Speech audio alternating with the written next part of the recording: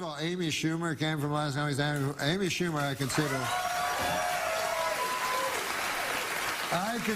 Amy Schumer the funniest person on the planet. If you take me out of the equation. No, I meant me. Oh, that's why you were coughing? That's why I was clearing my throat, yeah. Not you. I thought you were clearing your throat for me. No. No, taking you out of the equation. Yeah. But you're funny in a different way. Yeah, you know? Thank you, buddy. Acerbic wit back on display as a judge on NBC's Last Comic Standing, reality show that aims to find the best stand-up talent in the country. One of their winners, Amy Schumer, of course. Amy Schumer, I think, right now, is the funniest person in the entire world. Do you really? Really? Yeah. Not woman. Person. I don't disagree with that. I'd put you up there, but she's close. I wasn't counting me. Counting me, she's the second funniest person in the world. Our viewers comment as they watch this online, and someone's just commented. Natalie says, on the Today Show, you said that Amy Schumer is the funniest person in the world. How does she compare to Letterman? Oh, Letterman's funnier. But I was talking about the new generation of people that are out. Yeah. I consider, personally, and I take myself out of the equation, that Amy Schumer is the funniest person in the world. Now, if I were to put myself in the equation, I would say Amy Schumer is the second most funniest person in the world. Well, you already said Dave's funnier, so she's third now. Well, but Dave's retired. But he's still a person. I know, but it's hard to know if he's funny or not because he's living in Wyoming with a buffalo going, ah! I don't believe he is. I think he's just back in Connecticut, where he always lived. That's what, what's his name used to say, Rickles. Rickles used to say that. Well, he used to say, Wyoming? no, he used to say, there's one guy in a shed with a rake going, ah! Like, he just say stuff that made no sense. That's what I loved about Rickles. Yeah, right.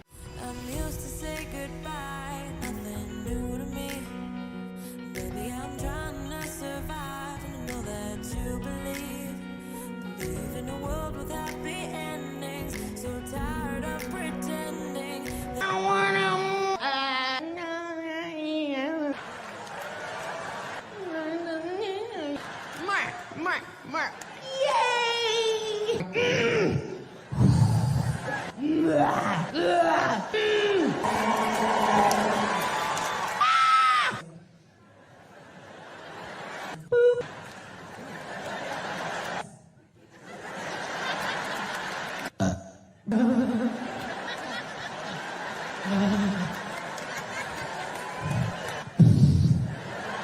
We're talking to Courtney Thorne-Smith, who recently came into the news because of her 1997 appearance on Conan alongside the late, great Norm MacDonald. People resurfaced that clip and the way that everything went off the rails, and it went viral. Again, yes. Yes, it's always been it's just a classic Norm MacDonald clip. He's so funny. It is, and it builds really perfectly. It's like a comedy masterclass. But so how did that feel? I mean, you said you just watched it again this morning. How did it feel watching it?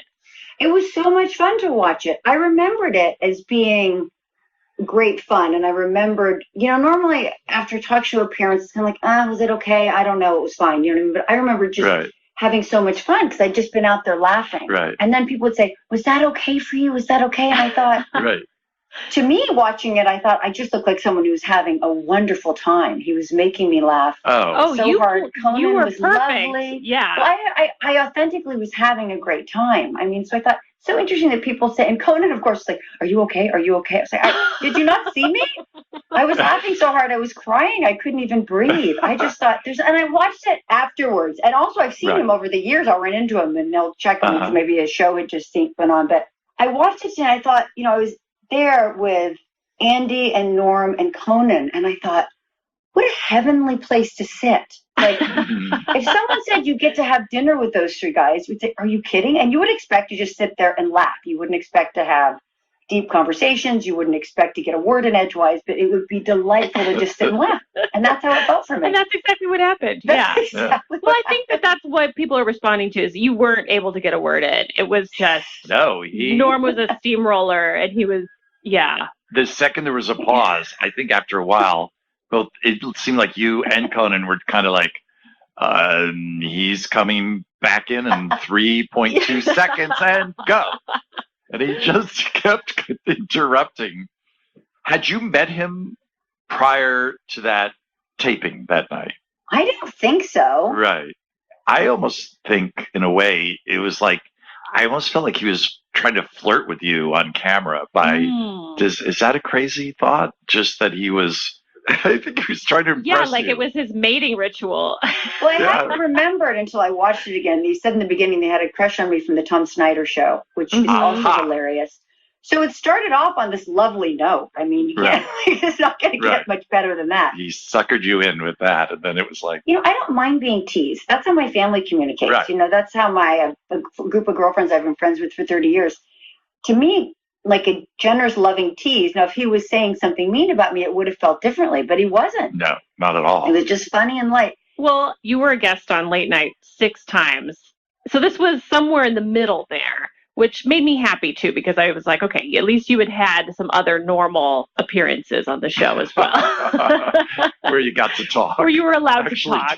Yes. Be interviewed. It wouldn't have bothered me, though, because, like I said, talk shows. It's this very strange thing where you have to talk to a pre-interviewer and you have these set stories and the host sets you up. And Conan's so good at this because even though it's set up, you still feel like you're having a conversation. When Norm started going, it just felt like a relief to me. It was like, oh, great, especially when we were talking about chairman of the board, because, that was not, say, a project of great pride for me.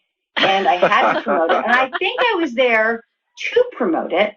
But Conan started with Melrose Place because he probably thought that was more interesting, and then went into chairman of the board. And I was so happy when Norm took it and ran with it because I didn't know what to say. Like, it's one of those things, it read as funny. I had high hopes for it. I did it. Right. The experience wasn't great. And I thought, oh, this is not going to be what I'd hoped. Like, you thought, you never know, this could be amazing. I'm sure that happens a lot.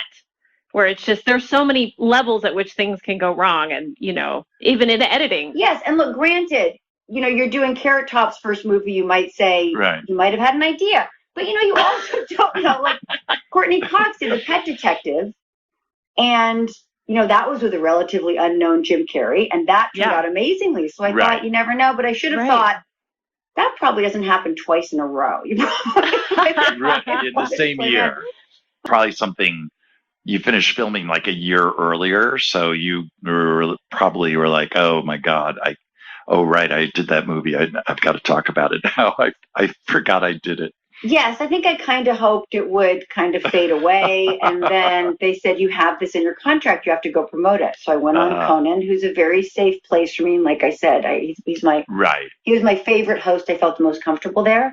And it was 1 a.m, so there was no pressure. It was 1 a.m. Well, the whole show felt, him. He's so lovely as a person, and he's so irreverent. And I thought, well, I can just go in here and have a nice time at least, and then I'll be done. I'll do my duty.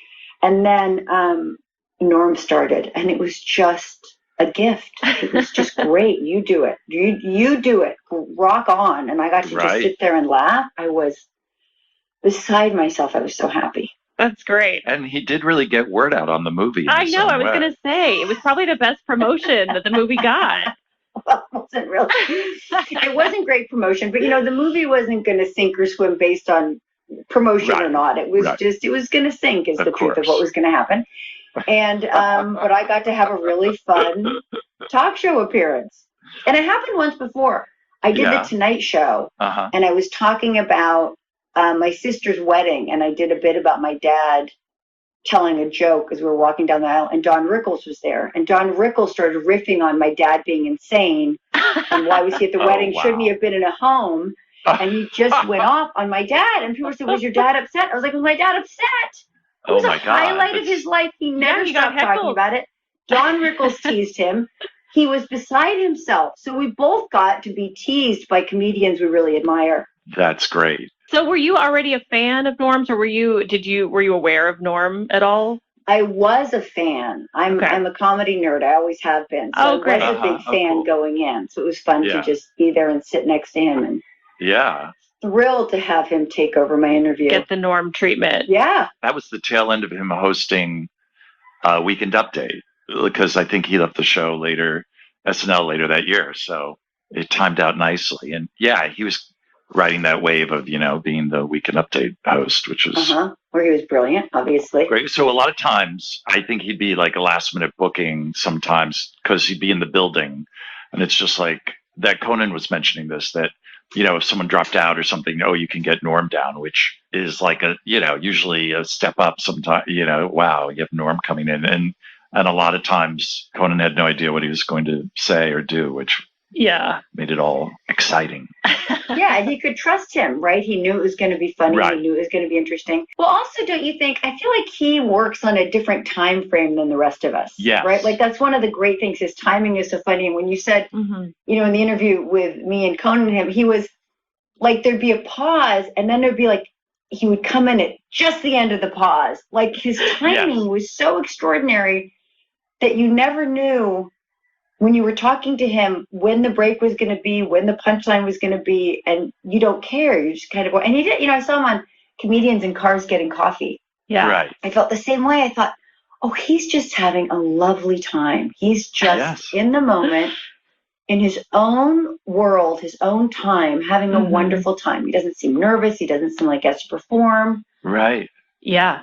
That's a really good point. He'd take over and change the timing of whatever was going on and kind of turn it in, you're right, to Norm time. Norm time. Yes. And you were literally kind of had to just be in his thrall and go along for the ride. And he would always just, stick the landing. It was always great. Because he was so interesting. Like, it wasn't, I didn't feel like I was fighting for stage time. It was like he was talking and everything stopped and we all just stopped and looked at him till he was done because it was the most interesting thing in the room. Yeah. Right? Luckily I didn't think, he's taking my time, I need to compete. It didn't even occur to me. I just thought, oh my God, Norm MacDonald is talking. Right.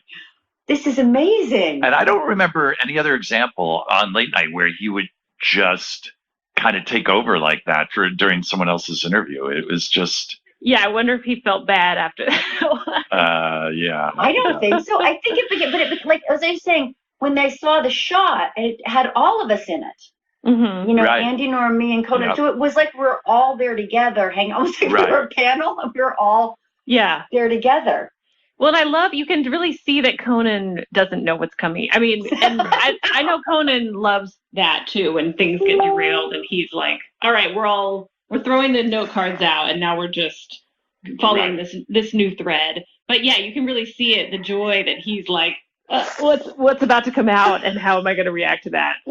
Well, and I think the reason that chairman of the board final joke is so memorable is because Conan tees it up. Like, he goes, what's the name of the movie? And you're like, chairman of the board. And then he just turns to him and goes, do something with that, you freak. Like, what's the movie going to be called? Really? I know what it's going to be called. Yeah, what's that?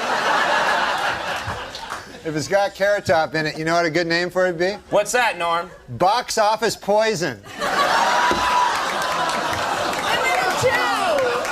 She's in it. What about my career? Courtney Thorne-Smith, the girl sitting to your left, is in the movie. I'm going to go see it for Courtney. There's this movie coming out. Yes. Title undetermined at this point. Chairman of the board. Oh, all right. Do something with that, you freak. I bet the board is spelled B-O-R-E-D.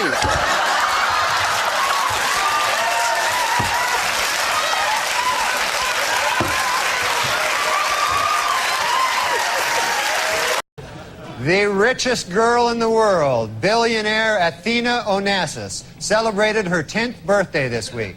What's it like to be the richest girl in the world? Well, to give you some idea, at the party, they had 2 cakes.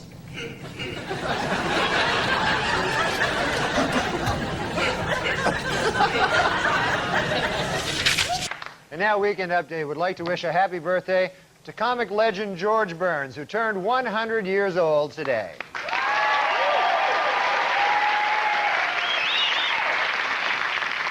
You know, I don't know the secret to his longevity, but I think I speak for all of us when I say I hope Pauly Shore doesn't know it either.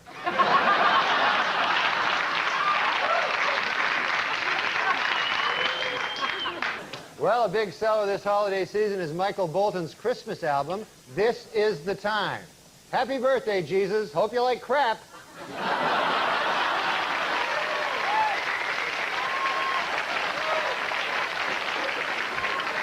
Kenny G has a Christmas album out this year. Hey, happy birthday, Jesus. Hope you like crap.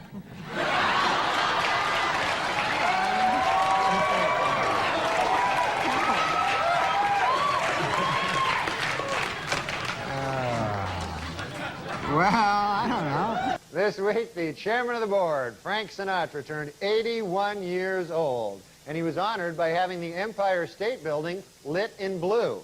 Also, in Mr. Sinatra's honor, the Empire State Building had the Twin Towers rough up the Chrysler Building.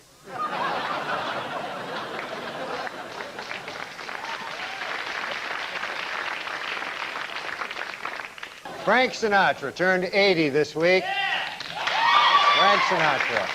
And although the singer is said to be suffering from Alzheimer's, he had a typically festive birthday, singing a duet with a hooker and having sex with Tony Bennett.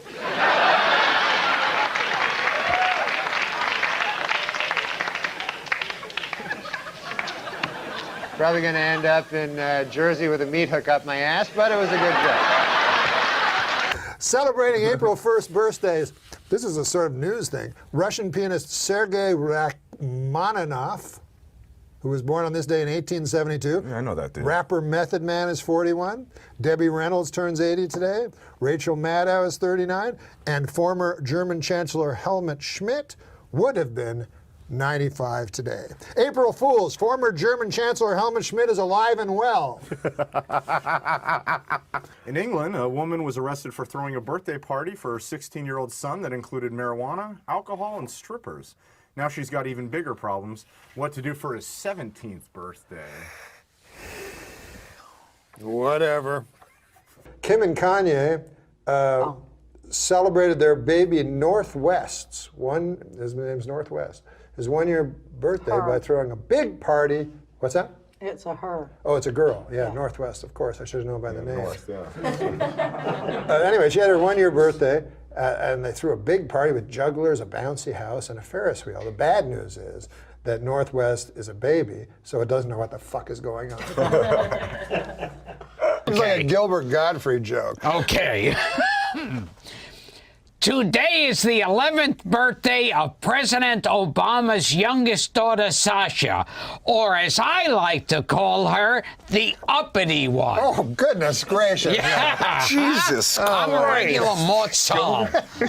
Super Dave Osborne on the line. I was going to ask you to phone Super Dave. Yeah. How's it going, Super Dave? Hey, Happy birthday, Norm. Is it my birthday? It's tomorrow your birthday. It's your birthday. That's why I'm calling. Super you know Dave. I got you? A picture of Sarah Palin's husband. Oh. And I had to make the X very big. That's good. Oh, no one asked you to comment what's good. No, I You know what makes me upset? What? Let me tell you what makes me upset is with all the crap that's going on in our country, OJ is not going to be able to vote. You know, McCain thinks that Obama was driving the Bronco. Oh, he gave you a rim shot, Yeah, Super that's Dave. right. I know, that's what he does. He gives me a rib shot. Norm, happy birthday. You know how funny this guy is? Yeah, I do. He's the greatest. What's he doing in Chicago? What are you doing in Hey, you know Chicago? who's lucky or Fox? They got Philadelphia and Tampa Bay. Philadelphia and Tampa. That might be right below till death do us part. Once again, the stylings of Super Dave Osborne. Super Dave Osborne with Norm MacDonald in the studio. Norm MacDonald at Zanies. Go to Zanies.com for more information. Back to Super Dave, already in progress. Hey, are you voting for Joe the Plumber, Super Dave? Joe the Plumber. That was the most insane. You know what? I think that McCain, I mean, first of all, he's not the same McCain I used to see. I mean, but he's a totally different man. I mean, I think he's wild. Even his wife doesn't stand too close to him now at the end. But I think there's a trigger word like banana where you get him to come right over the desk. He did look angry. Didn't he look angry last night? His eyes were rolling, and he almost came. And what I love is when Obama's talking, he goes, "Yep, sure, yeah, He okay." did. He did. But I thought McCain won the debate, but everybody. He did, but he was wild. Yeah, he was He insane. came in there. He was wild. It was like like one of those fights where you beat a guy up on the ground. You know those things. No, he won. So you believe he did win the debate, right? I thought he made Obama look uncomfortable. I thought. Yeah, but well, I was uncomfortable too. How could you not be uncomfortable? Well, let me hear something here. Senator Obama, I am not President Bush. I don't care about an old washed-up terrorist. If you wanted to run against President Bush, you should have run 4 years ago. Why would he call him a washed-up terrorist? You know what would have been funny is if when he said, "Do you think Sarah Palin could be president?" that all of them just laughed till the debate was over. I tell you, they should have had that music. I think Bob Schaefer, though, is the best moderator. I was saying that. He really is, except he fell asleep once. During it. But yeah, he kept forcing them to answer the question. You know that if Sarah Palin and Dan Quayle had a baby, it would be George W. Bush.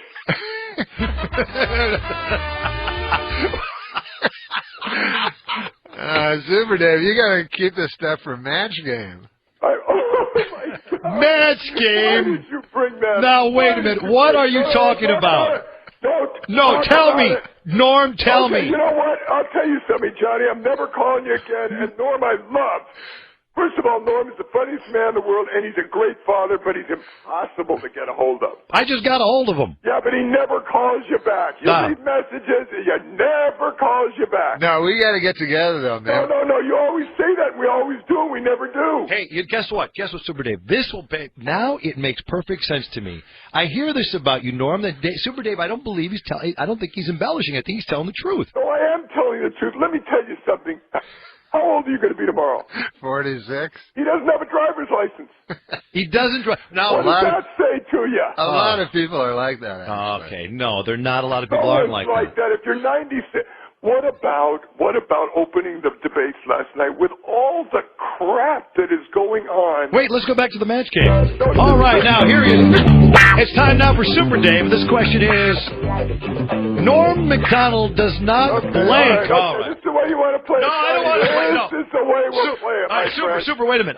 This is the way we're going. Super Dave. Super Dave. I want to agree with what you said about Norm MacDonald here in the studio. I want to tell you what I think. I heard that he has not spoken to his own brother in 5 years. That's ridiculous. Well, sometimes you take a break. No, wait. True or false? Have you spoken to your brother? You have two brothers, right? Yeah. One of them is in Canada. Both are in Canada, right? One's in Washington. One's in Canada. You have not spoken to your brother. Is it Neil? Is it? What are you telling me? Is it true or false? Is it true or false? We're talking with Norm MacDonald, actor, writer, producer, stand-up comedian. Super Dave Osborne one time said, "I can never get him to return calls." His brother Neil MacDonald, who lives in a farm town in Quebec City, says he has never returned his calls in 5 years. That's ridiculous. Is that true, Neil? Listen, I'm a Canadian reporter living in Washington, D.C. I'm used to not getting my calls returned. Yeah, Neil, how you doing? That's your brother, right? Yeah. Hey, Super Dave, his brother, Neil, answer the question to see if, so Super Dave will not feel bad. Neil, have you spoken to Norm, your brother, in the last 5 years? I haven't spoken to Norm in a long time. It's kind of hard. It's kind of hard to get your calls returned. Wait, Super Dave. See, I always think Super Dave's kind of lying. So Super Dave's first name is Super? Yes. So, like, if I called myself Great Neil, you'd have to call me. You know, Neil, there's a reason he hasn't talked to you in 5 years. Because you bore the living crap out of him. Now, let me tell you this. The Queen of England is walking with an administrator in the hospital. What? I said the Queen of England is walking with an administrator in a hospital. She walks by a room, and a man is masturbating. She said, "Oh, my God, what's going on?" He said, "Well, he has a problem. It's a physical problem, and if he doesn't do that 5 times a day, he could explode and die." She said, "Oh, I'm sorry." Then they go to the second floor, where she walks by a room, a nurse is giving a man oral sex. She says, "Oh, my God, what's wrong?" He said, "He's got the same problem as the guy on one, but better insurance." All right. No, but if that was in Canada, the government would provide it. See that? You know who should hook up? Norm, wait another 5 years. I'm telling you, if that's what he does, if he comes back with that Canadian crap, don't talk to him. Now, listen, here's what I want to know. I want to know how a guy, you're 46, are you, Norm? Yeah. Yeah. I want to know how a guy who was born 46 years ago in Quebec City and grew up in the same house I did, acquired a Brooklyn accent. What the hell? Where'd that come from? Wow. Do I have a Brooklyn accent? I don't know, but your brother now is dogging you. Super Dave is correct. And I'm seeing him on Bill O'Reilly. And Norman is one of the 37 Americans left who still think George Bush is doing a great job. Wow. I do? No wonder you haven't talked to your brother in 5 years. No, I think... Someone just drop an anchor off the boat. Weren't we sailing in comedy heaven and someone came on and just dropped the Canadian No, listen, anchor I'm not a off the side of the professional boat? comedian. I'm very funny, though. I'm a very funny guy. Yeah, well, why don't you show it? What are you waiting for? How old are you? No, I think George Bush is terrible. Wait, let's go here. No, George Bush is not terrible. Terrible is one thing. George Bush has to climb up to be terrible. Super Dave Osborne with What us. do you want? Norm MacDonald in the studio, and his brother Neil just joined us. Other family members that can really make this a party? Listen, it's great. It's great being on the same line with you there, Super. I watch you on Larry David. I think it's pretty funny. Oh, then I like you. I take it. Oh! Look at that. He loves him on Curb Your Enthusiasm, and now he's a fan. Oh, I'm a big fan. Big fan of Neil MacDonald's, are you? That's I can right. tell you how to I'll get back down another 5 years. I can tell you how to get the CBC's news show online there, Super. You can watch it on your computer. I'm sure you will. Thank you very much. Are you a sheltered person like Norm is? No. But you know what? Can I say something about Norm that no one knows? I spend all my days trying to get people to call me back here. I mean, I'm one of these ignored. Quiet down, Neil. I'm talking. Super Dave is talking. Great father. No, Super Dave is yelling. I'm telling you that. Well, how else am I going to make my point? Norm is a great father. I don't know if you know that. I'm serious. I do. And Dylan's a great boy. He looks a lot like Norm did when he was young. That same sort of angelic blonde thing going there, you know. Okay, take over the show and I'll quiet down. Let's see what happens. Just a second one. See if Johnny, Yeah, go ahead. Johnny loses the call letters totally. No, but Super. What? Neil actually lives in Washington. He doesn't live in Canada. I'm going to Canada in 2 weeks. But he lives in Washington. I haven't lived in Canada for 10 years. Why do you live in Washington? Because I'm a foreign correspondent for Canadian television. Oh, that's a good job. Yeah, Norm, that is right, Super Dave. It is a good job. I said it's a good job. Yeah. What do you want me to say? You didn't mean it. I did mean it. You know, no one asked you to interpret for me. I'm just kidding. This I'm is hurt. not the match game, my friend. The match game with Super Dave Osborne. The match game. Neil MacDonald, Washington, D.C. Norm's older brother is a blank. Norm, why don't you call me back? Is a blank. Super Dave, he is a blank. Norm, why don't you call? Hey, Berta says happy birthday, too. Why don't you call me back? Oh, give my love to Berta, man. We'll go eat. Yeah, let's go eat. Yeah. And you know what? We'll talk about your brother. Yeah, Super Dave said he's going to go eat with me like 90 years ago. I've never even met him. Oh, no kidding. He always says that. That's his line. That's Super's line. No, it is Let's fair. go eat, and Yeah. then you never get a dinner. You're like Red Buttons, you know? Yeah, that's right. And Red Buttons is dead, Norm. You're like Red Buttons was waiting for Super to fucking... Right. And I never got a dinner. You know what's funny? What? It's not funny. It's not funny. I'm hurting and I'm angry. Americans but this is are hurting. not funny. Right We're now, hurting. they're angry. They're hurting and they're angry. We're hurting. They're angry. We're angry? They're hurting. I'm hurting. Americans, all right. I'm hurting. They're angry. And I'm angry. We are. We're all hurting and we're angry by all of this. You know, Norm and I were going to do a radio show, That's right. but then Neil wouldn't be a part of it, so we said no. Neil, why don't you help those guys out with their radio show? Norm, Super Dave, and Neil MacDonald. Yeah, that's just what they need. They do. Hey, listen, do you want to say happy birthday to your brother here? Yeah, You know, Neil sounds like a good guy. How come you never call him? Yeah, why don't you ever call your brother? Norm, it's terrible. That's terrible. No, I'm going to start texting. No, what? You do that. Wait. I hate that so much. I want to be Have a clear. cell phone. He doesn't have a cell phone. That's nonsense. You hate texting? I hate texting. I hate it. Hey. I hate people walking around staring at their hand. Welcome to the 21st century, It is, buddy. It is. Yeah, come I on. love texting. Yeah. You know why? Texting? It's Are very you kidding? quick. Right to the point. Get to the point. What's wrong with talking? That's too much trouble. Too much trouble. Norm, wait a minute. You don't have a computer, do you? Or you don't drive a car? No, I don't.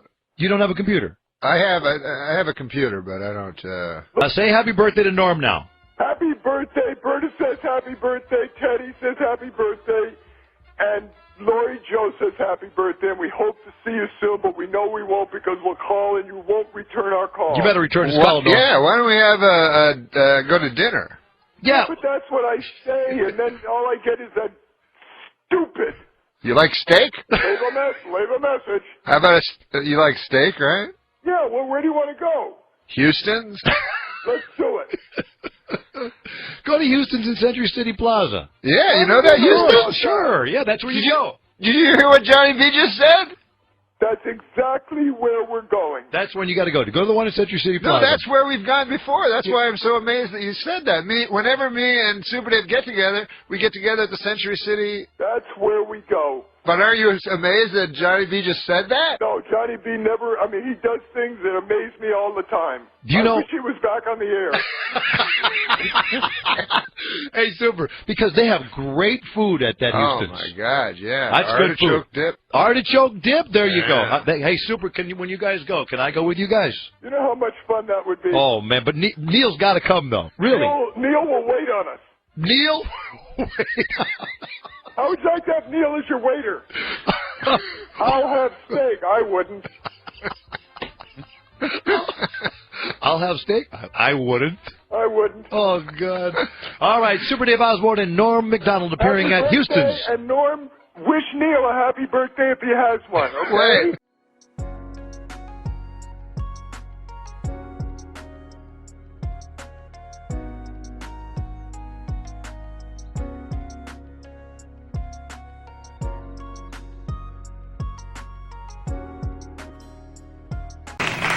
Kenny G has a Christmas album out this year. Hey, happy birthday, Jesus. Hope you like crap.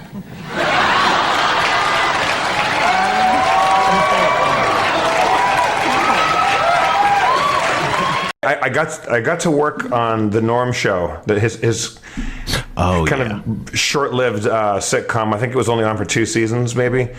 And it was him, Max Wright, the dad from Alf, Laurie Metcalf, awesomely, and Artie Lang. It was maybe the most dysfunctional cast I've ever been lucky enough to work with. Laurie hated being there, even though she's a genius actor and a genius sitcom actor, but she hated it. She hated the cameras, she hated the audience, she hated everything. She just wanted to move back to Chicago and do theater with her daughter at the Steppenwolf. Max Wright is a crazy town. He's the guy that would miss table reads, and he would just be like in New Hampshire in a ditch, like his car driven off the side of the road with a lap full of empty champagne bottles. And then he was famously on the cover of the National Enquirer, one of those rags, hidden cameras, doing crack with gay homeless guys. Awesome stuff. Ditches, they're not.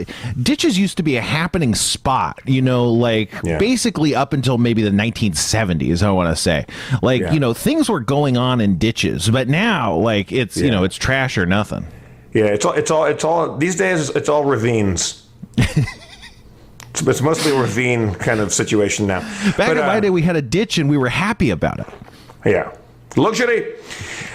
We used to dream about being in a ditch. So on the night of the show, because Norm didn't really rehearse that hard. Laurie Metcalf, on the other hand, because she is a consummate professional actor, she really rehearsed. She took notes, and every rehearsal throughout the sitcom week, she was trying things out and really digging in and experimenting and exploring. And everybody else is like comics and lazy, and you I'll be funny on the night. And Norm didn't really rehearse that much. And before the show, this is the first time I'd ever seen a sitcom do this. And we were shooting at Warner Brothers. And also, if the police are on their way, Spencer, make sure that you warn a brother. How often does that come up? I mean, that's great, but how often can you fit that into? I saw a dude with that shirt with the WB logo, the WB, and it said, "If the police come in, Warner Brother." It's a great shirt. But we met in the green room where normally it's reserved for the network exec mucky mucks to watch the show and pass judgment from on high. The whole cast met up there, and guest stars like myself. I was just a guest star on it. And to do a speed read before the show, which I'd never seen before, like to really just speed read the entire episode. And I got the impression that it was basically for Norm. That then is this story ringing a bell to either of you? Did I just tell this story on the show? Not just, but yeah. Then you said, like, weren't you talking to Artie Lang about how he how he just gets blasted and gets like? To me it sounded like I imagined like a moving dolly, and he was just like on the dolly, and he just like rolled him in. No, I don't know. He was gone for like an hour and a half. The audience was loaded in, so I know I'm repeating myself now. But we were all worried about it, Norm. I'm like, does this happen a lot? And Artie offered me a cigar. I'm like, I don't smoke, but can I take one for a friend? He's like, yeah. He gave me this nice like Nat Sherman cigar. And or like little cigarillo kind of thing. And if you can imagine, I knew Artie a little bit, but Artie was like, he seemed like the level one, like the level-headed guy in the cast, comparatively to everybody else in this weird-ass group of people. And Norm came in, he had done a bunch of Xanax, and then when the taping started, he was perfect. He was absolutely perfect. There's a good story Sam Simon told me, because Sam Simon was executive producer on that show. And Norm, as funny as he is, one of the greatest comics of all time, and certainly a comics comic. And he will certainly be missed by everybody. He's funny.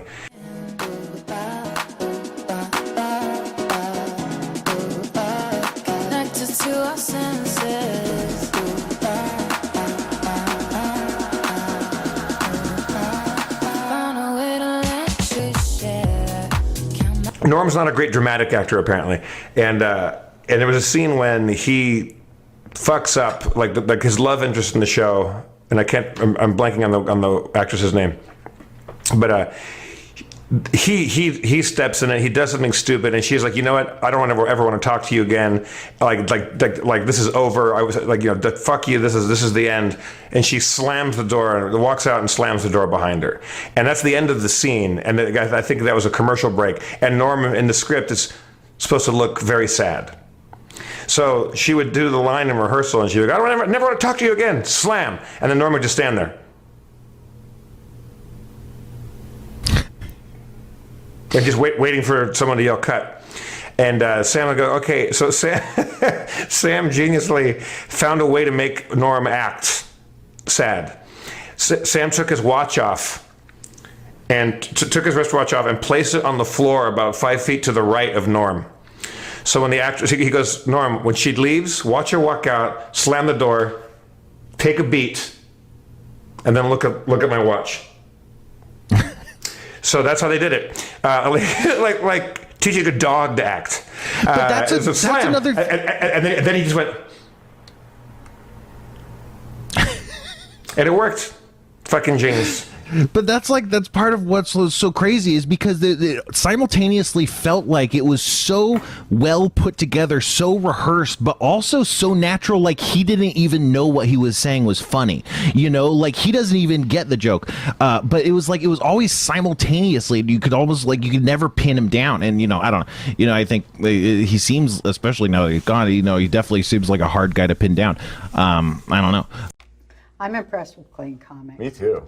Way more impressed than anyone that's superior as a dirty. It seems like a crush a lot of times. I like dirty ones too. I like. It's a real meeting of the mind. I swam not naked, but in underpants with Roseanne in Hawaii. Oh. We got shit-faced at the best bar in Honolulu, Was she Arnold's fat then? Tiki Bar. She's never been Asked that for fat. Dawn as the bartender at Arnold's Tiki Bar. Me and Roseanne got fucked up. We walked to the beach. Right. We just shredded down to our underwear. Did you make a move? No, Yeah, of but course I'm not. fucking in love with that woman. She's a That- great. She's she is cool as hell. So fucking funny. I've met her before. She's cool as hell. Yes. And her and Norm MacDonald were friends because he wrote on her show. And Norm is like, Norm goes, hey, what are you going on? And she's like, eh. And after 10 minutes, I was listening to them talk. And after like about 10 minutes, it became this noise. Just a solid bar. I can hear it. But Roseanne is so funny. She's like naturally funny. You said you'd rather play Frogger than have sex. Oh, yeah, well, you have to know Frogger, you know. It's a game.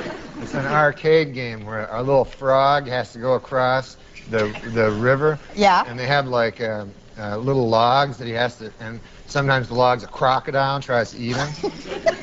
You're, like, totally into that? Yeah. Well, I like a lot of things better than sex. I don't care for sex that much. See, that's the thing with me, too, because I'm totally bored. I don't have any... What's the matter? Yeah. It hasn't, like, gotten better over the centuries, you know? It's always the same thing. It's very...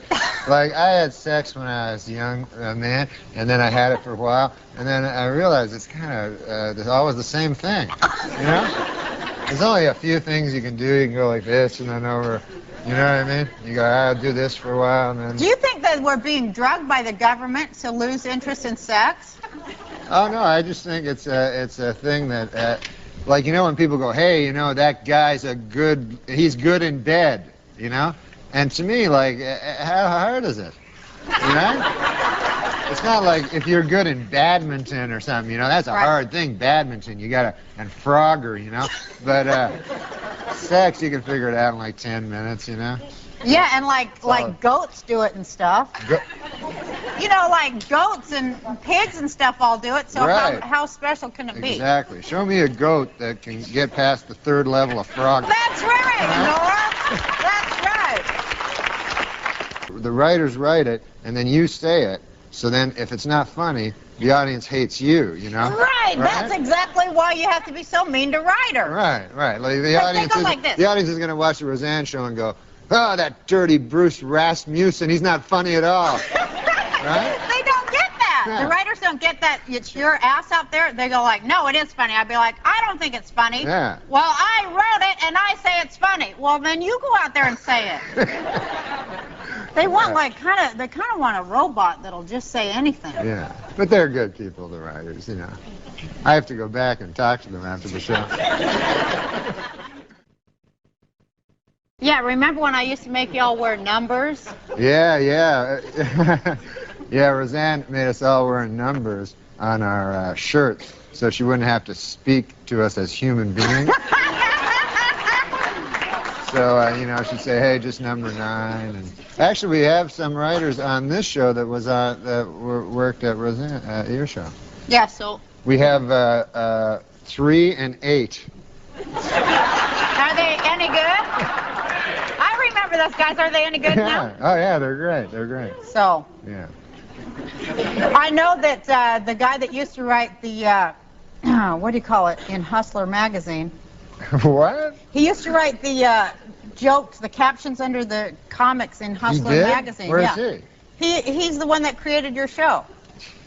He is? He's the most talented. Yeah, he's the most talented of all of them. He also did Drew Carey. He's the most talented number I ever had on that show. Yeah. And I wish him the best. Yeah, and he's Bruce Halford. Yeah, 3. Yeah, he started out at Hustler magazine. Yeah, I didn't know that. Those things were hysterical. He never told me that. You mean like the really dirty cartoons with the blood and everything? Yeah. Yeah, and then they have those captions. They were funny. Yeah, they're hilarious. That one time I had a psychiatrist. Yeah. Because they told me I should go see a psychiatrist. I didn't want to go see one or anything like that. But so I go to see this dude, the psychiatrist, and I'm talking to the guy, and I couldn't think of any problems or anything that I had. You know, I was just like, guy I'm working with is kind of a troublemaker, you know, and the boss is always... So I'm just like, I had nothing to say, and the guy's like sitting there, you know.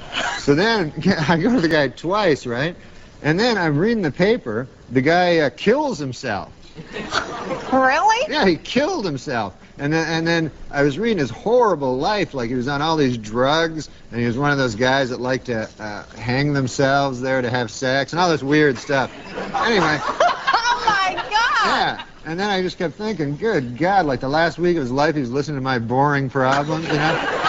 He's all troubled, and I'm going, anyways, the guy, you know, I don't think he respects me, my boss, you know?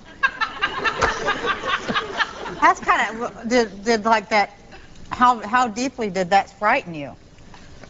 When you read it in the paper that he killed himself. Yeah, I don't like hearing about guys killing themselves. That's really scary, isn't it? Yeah. Especially a psychiatrist, you figure they got it all going on in their head, right? Yeah. And then, like, when you find out they're crazier than you. Yeah. I don't like that. Because I don't like those psychiatrists, too. I'm always afraid, like, that, they get you under their spell there. Yeah, and then, they do. And then you don't have anybody else. You only trust the guy. Yeah. And then, of course, first thing he does has sex with you. That's right. Yeah, the first, it's like a cult. It's a horrifying cult, I think. Same with hypnotists. Like, I always think if a hypnotist is going to hypnotize you, Yeah. he should say right before, I promise I will not have sex with you, while you're under. Because, I don't want to give up smoking, but at the same time. I've got some pizza. Oh, boy. Oh, I love this pizza. Yeah, it's pizza. Dairy pizza. Oh, my God, look. It's kosher pizza. It's so good, too. Because you're Jewish. That's right. I just want to be able to eat pepperoni that's made out of veal or something. I love that. You'll go to hell. What, if I eat pepperoni with pork? Yeah, because you're Jewish. Will that make me go to hell? Yeah, isn't that the whole idea? Go to hell? I'm Christian. I can eat any kind of pizza and not go to hell.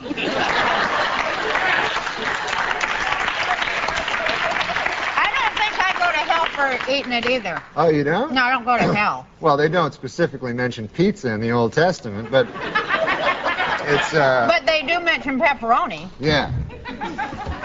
This pizza here. But it doesn't say you'll go to hell. It just says, you never know where, You might want to avoid this piece. Actually has hooves on it.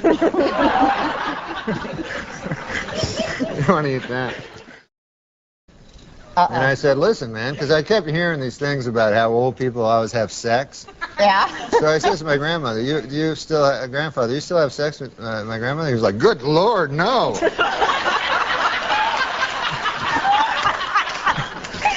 And then he was explaining it to me. He was like, because in his own head, he thinks he's like a young dude. Yeah. And so he says, like, when you get old, it's not like all of a sudden your taste change where you go, hey, that wrinkly old lady looks good. He told you that? Yeah. Wow. He said that people still look good when they're in their 20s to, like, real old guys? Yeah. Because he said whenever he looked in the mirror, he was always shocked because he thought he was like a doughboy back in the First World War. He thought he was a handsome dude. And even if he did know he was ugly, he still was not attracted to the old bags.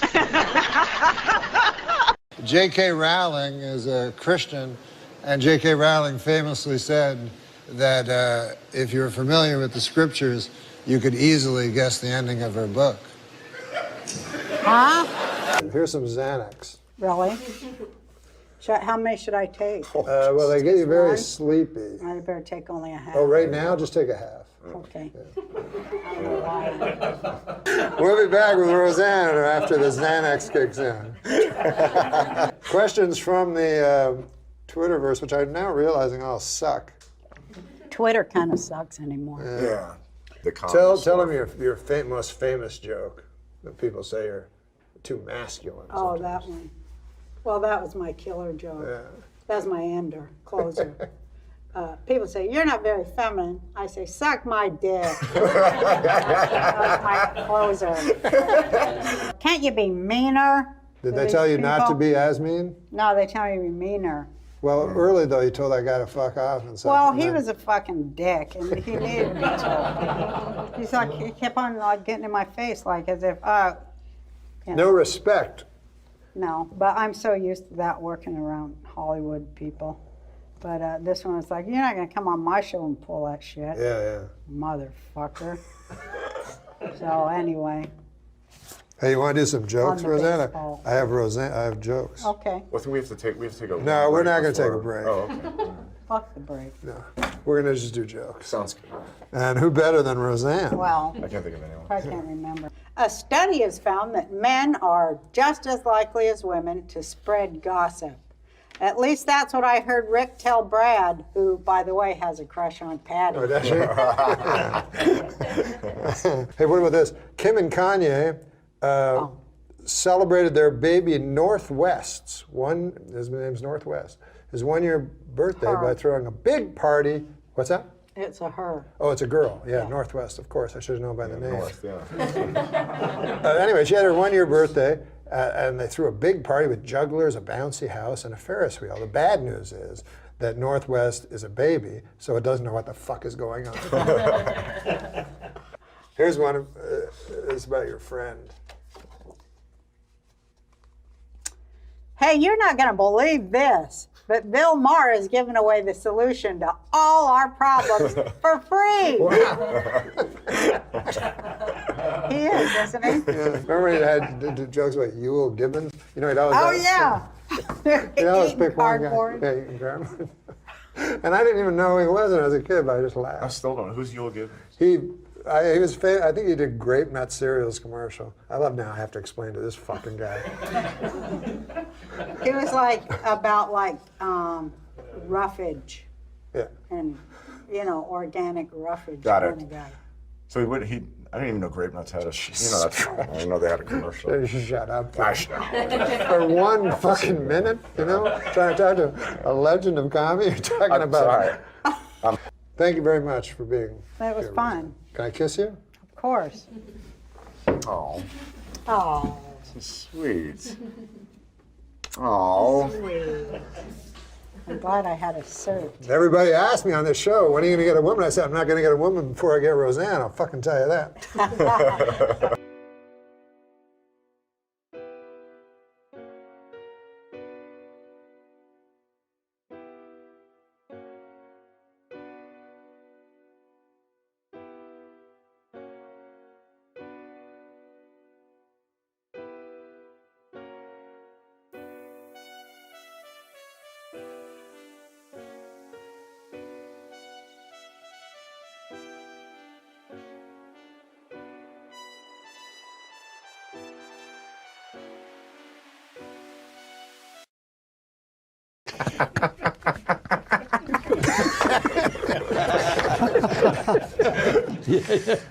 Yeah. It's fun doing jokes. Yeah. Why do dogs always race to the door when the doorbell rings? It's almost never for them. You know the funniest part of doing an office conga line? When you look back and realize you're doing it alone and you're not in an office, you're in a psychiatric hospital. I've never been on top of trends, I guess. When everybody was burning CDs, I was still burning books. Crowds in Brazil greeted arriving Olympians with signs reading, "Welcome to Hell." I had a wild night last night, boy. I was in an orgy. It was me, my iPad, my laptop, and TV while my phone watched. It's more of a comment, really.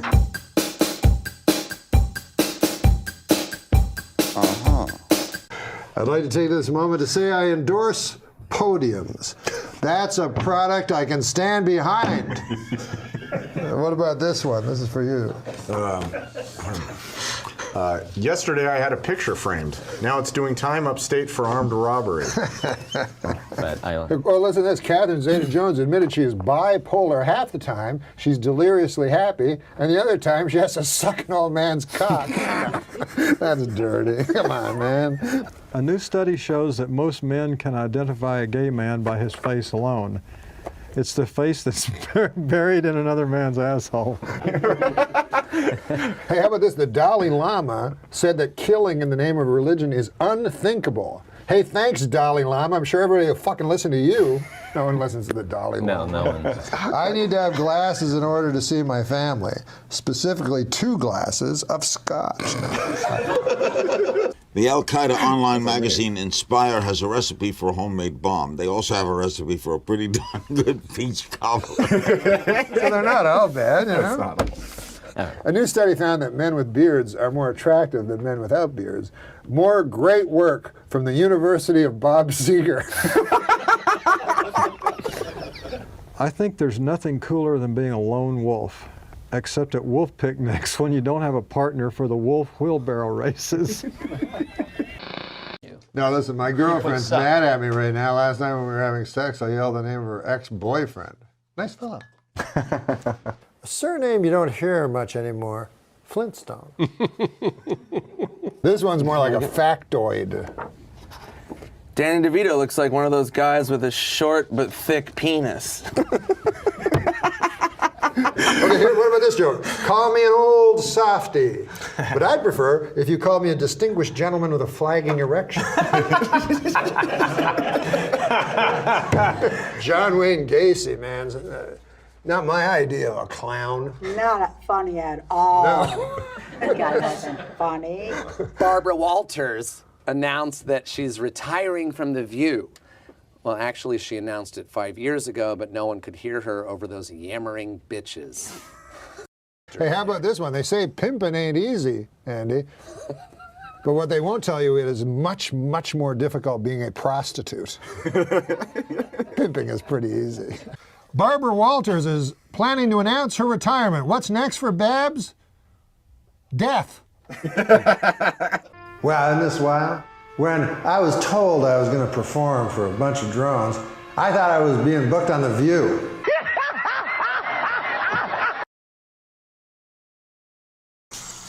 You ever read a book? Oh, you read that communist thing? Yeah, I read the Marxist manifesto. Who was the better man? Okay. Dr. Martin Luther King? Mm-hmm. Stalin. Hey, by the way, I've noticed the term adult toy always refers to something you can shove up your asshole and never like a big race car, like for a grown-up. Another good observation. Yeah. Growing up, I never would have believed that one day I'd need a computer just to masturbate. It is strange when you think about it. In my opinion, if you're going to fight the war on terror, a good place to start would be this nation's haunted houses. You know, I may have told you this, but my doctor's getting very rude. The last time I went to him, he said, open your mouth and say oink. I remember, sometimes they get so PC about these things. That movie, The Last of the Mohicans, and they had a big protest. Apparently they weren't using any actual Mohicans. Anyways, white girls who wear big hoop earrings may be guilty of, quote, cultural appropriation. And they risk getting a curse put on them by peeved gypsy fortune tellers.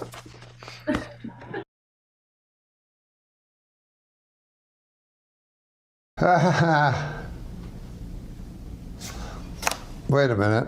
These are great jokes, by the way, Steve. Congrats. Oh, good. As always. Here's one for you. Here. Artifacts from Auschwitz are set to go on tour for the first time. You guys won't stop. Experts believe that this will be Miley Cyrus's darkest opening act yet. Wow. I know the Bible says not to covet thy neighbor's wife. Right. But it doesn't say a damn thing about coveting thy neighbor's husband, especially his sweet, hot fucking asshole. This is sweet hot. Is that in there? Hey, you're not going to believe this, but Bill Maher is giving away the solution to all our problems for free. Las Vegas is now home to a 550-foot tall Ferris wheel. Also drawing thousands to Las Vegas, whores. My father was recently diagnosed with shingles, which is a terrible sickness that usually only affects roofs. I think the reason I most look forward to China ruling the earth is that all of their last names sound like slang for cock. I'll tell you a joke. You know, they had a big black mass devil worship this week, apparently. But I skipped it because I believe you can be just as close to Satan on a golf course as in some stuffy old satanic church.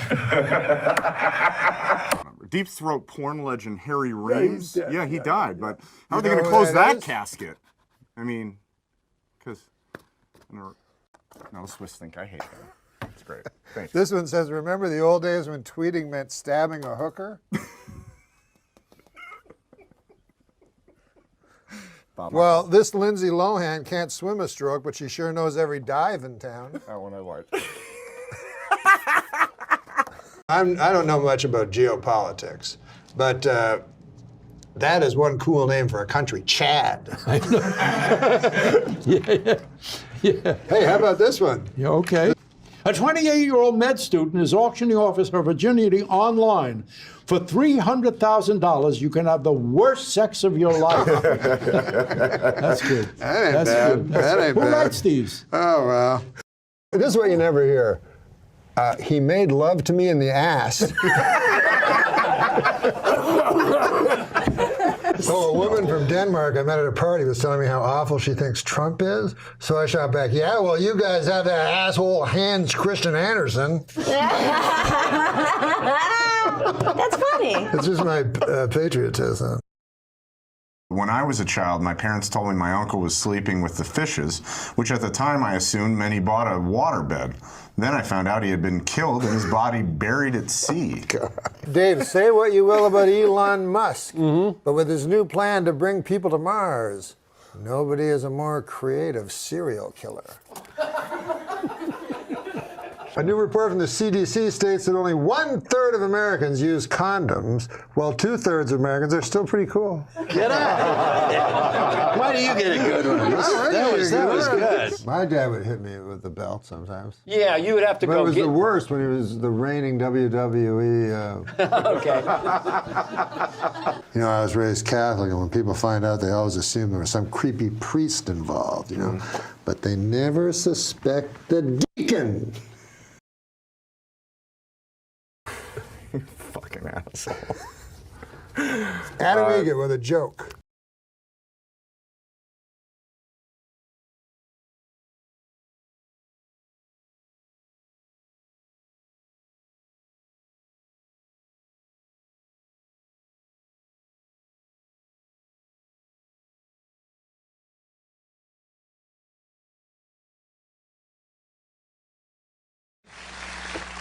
Well, I'm glad you folks are in a great mood tonight. Our first guest is one of the funniest men working in television today. He is the anchor of Weekend Update on the popular Saturday Night Live program. Please welcome Norm MacDonald. Norm!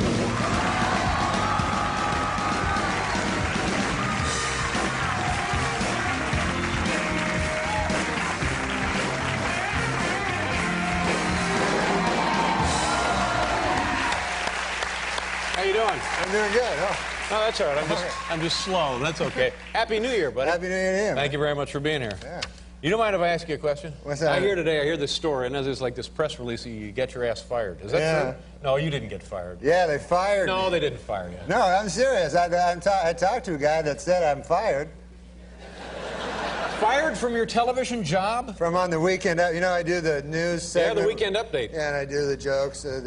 Sometimes, many times, the best part of the show. Yeah. But it's all a matter of opinion. That's your opinion. It's my opinion, yeah. But then the guys that can fire me, that's not their opinion. Now, why would they fire you? Well, who fired you, first of all? Let's get some names here. Let's get this on the record. Well, I don't know the guys, because the guys I work with, like Lorne Michaels and stuff. Did Lorne Michaels fire you? No, he didn't. He didn't fire me. Right. He likes me and stuff. Well, it's his show, isn't it? I thought it was his show, yeah. But, well, then how can a guy come in from the outside and fire you? Somebody from ABC fired you? No. They're NBC. What happens is you work on the show, and then there's these guys that hang out, like, in the halls. Yeah, we got them here. We got them here. And they're called executives. They're NBC executives, right? And then I'd see them. I didn't know who the hell they were, what they did, you know? Now I know what they do. They fire me from Weekend Update. But they said that this guy, Don Ohlmeyer, who turns out to be the president. Yeah, now I know Don Ohlmeyer, and just between you and me, he's an idiot. Oh.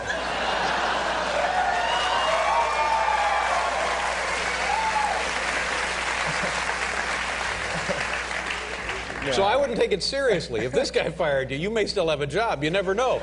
I'd wait for some paperwork. No, I phoned him, you know. Oh, you had to phone in to pick up your messages from that?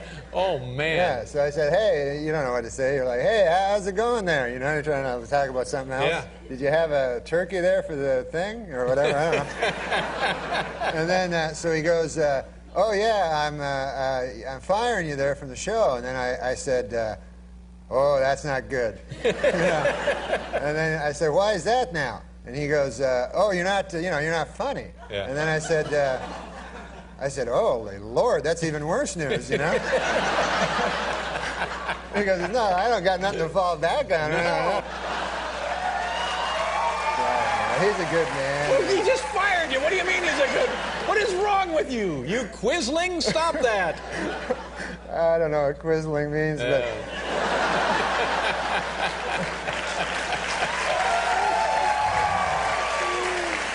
But I mean, to me, like, you know, you have to be philosophical about these things. I mean, at first, like, when I found out, you know, I was upset, but then, you know, I really started to think about it, you know, and plus I drank a lot of whiskey, and then Took the afterwards, edge off it a little, I'm yeah, guessing. I just thought, like that.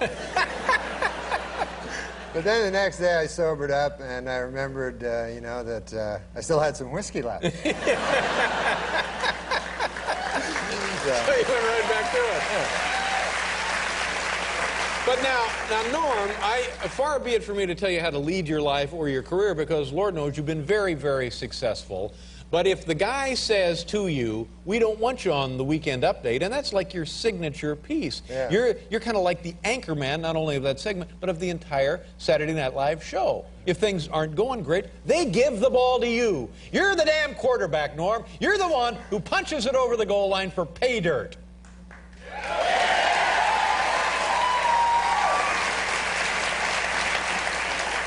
So now, Well, I mean, if do you- Mr. do you- Big Shot Cologne and Cufflinks Don Olmeyer, if he says, we don't want you on the Weekend Update, adios. You'd I'd get get out? in the cab. Absolutely. Hit the dirt. Come on over here to CBS. We'll get you a nice show. We'll put you to get a nice show for you. All right. You're no quisling. I've never been called that. Well, now, will you stay on the rest of the show? Yeah, I'm gonna stay. Like, I do also, other than doing an update, I do like sketches, but like I stink in those. So that, you know, he thinks I'm funny in those. Yeah. Oh, it's just the Weekend Update. He doesn't think you're funny. Yeah, he doesn't think I'm funny in Weekend Update, and God only knows. I mean, you know, it's just a matter of opinion. He also thinks that O.J. is innocent. So. Exactly. Don't let this pinhead push you around, No. for heaven's sakes. No, he's not a pinhead. He's a fat guy. There we go now. Come on, Norm. Let's go. Let's get a little heat on here. No. It's funny when you don't like a guy just because he's fat, you know what I mean? No, it has nothing to do with him being fat. No, it doesn't have anything to do with him being fat. You don't like it because he's a dope. No. No, it's just you know what I've always said is, I've said comedy is subjective. Mm-hmm. I never really said that No, before. I didn't think. I usually say whiskey is good. Yeah, that's right. But Norm, you're very, very funny. You're like the strength of that franchise now. Well, do you know any guys over there you can give a call to or anything? Well, yeah, well, they're going to take a call from me. You're lucky they took your call so they could fire you. Are you kidding? But there. Are you getting some support from the rest of the cast members? Well, you know, the people on the cast, like, they go, you know, when you work at a place, you know, some people like you, some people hate you. But, oh, yeah, you don't need to tell me that. So, you know, people come up to you and go, oh, man, I'm sorry. And then either they're sorry or they're not sorry. Yeah, that's right. So how the hell do you know? No, you don't really know. But you can tell. Well, sometimes you can tell, like, you walk into a room and then everybody will stop talking. Mm-hmm. And then so you go, hey, were you just talking about how you were glad I got fired from the update? And they go, no, we were talking about hats.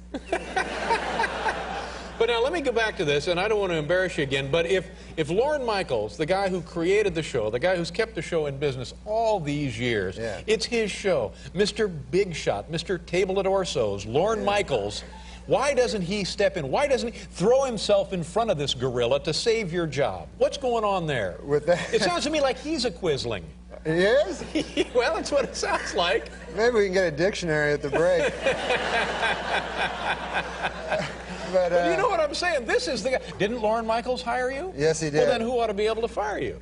Lorne Michaels, Right, so where was he? Did he fire you? No, he didn't fire. But he's like your buddy, right? You're buddies with Lorne. Yeah, he's a good man, and Now, he's what did he always say to you? been very supportive of. Well, I guess not. What did he say to you? He said to me, he says, he said, look, Norm, this is the deal. You know? He said, I want you to stay on as Weekend Update. Oh, good. Well, there you dude." go. Well, great. So you got the job back. That's good news. Attaboy, congratulations. Hang on. Stay right there. Think about it. We're going to get this straightened out. All right, Norm? Good to see you, buddy. We'll be right back here with Norm MacDonald.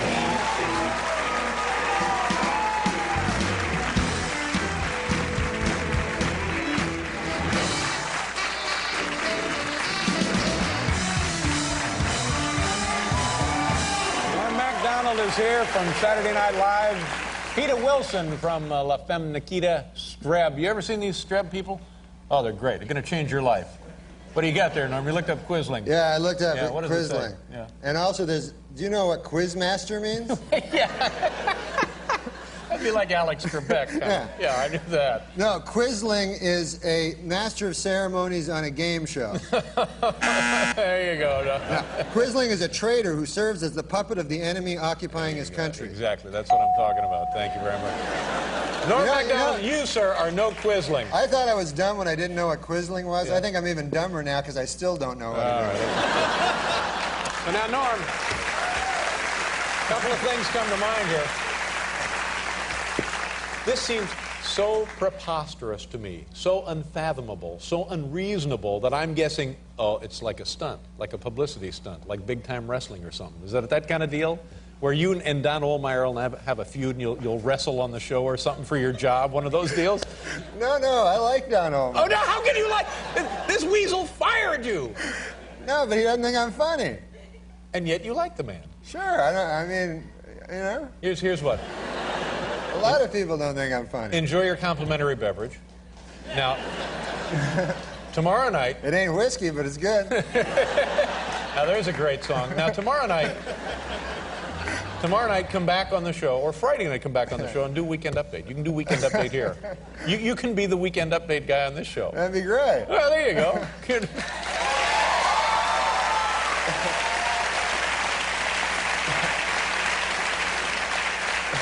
Now, who's taking your place on the Weekend Update? I don't know. Apparently, they had some press release today, but I don't read the papers, that wasn't good either. No, not if you're in charge of Weekend Update. To just blatantly admit that you don't know what's going on. I did too many Nixon jokes. Yeah. I'll tell you one thing. I'll tell you who's taking your place. Nobody can take your place, Norm MacDonald. That's what I think.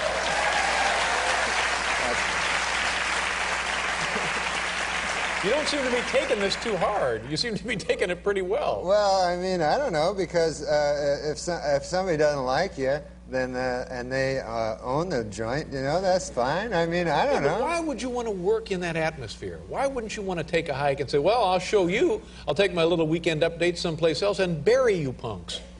I don't know. I guess I'm a damn Quisling or something.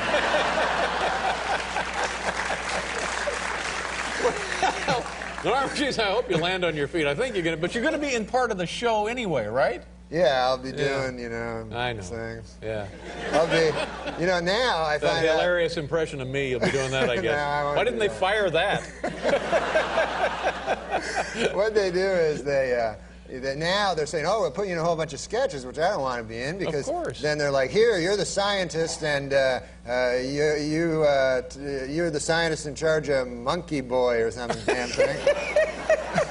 And, you know, and then I'm like running in going, hey, cheerleaders, what's going on? I haven't seen Monkey Boy, and I don't know how to...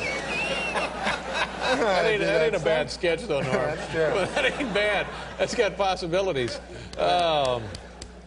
How's everything at home? Your mom all right? Oh, yeah. You get to see your mom much? She came to visit me in New York, you know. That's nice. And she's real sweet, you know. She doesn't know much about show business, you know, but she always tries. She knows I'm in show business. Right, yeah. I mean, until tonight. And so she always tries to give me, like, the showbiz news. I remember, like, a couple of years ago, she phoned me up. She goes, oh, my God, have you heard the news? Liza Minnelli's a phony. And that was her, like, story. Liza Minnelli's a phony. Yeah, and I thought, how can that be, like, a story? Like, man, I'm sure she probably is a phony, you know, but how would that be a scoop? And then, like, it took me a while to figure out, she was talking about them, remember Milli Vanilli? Yeah.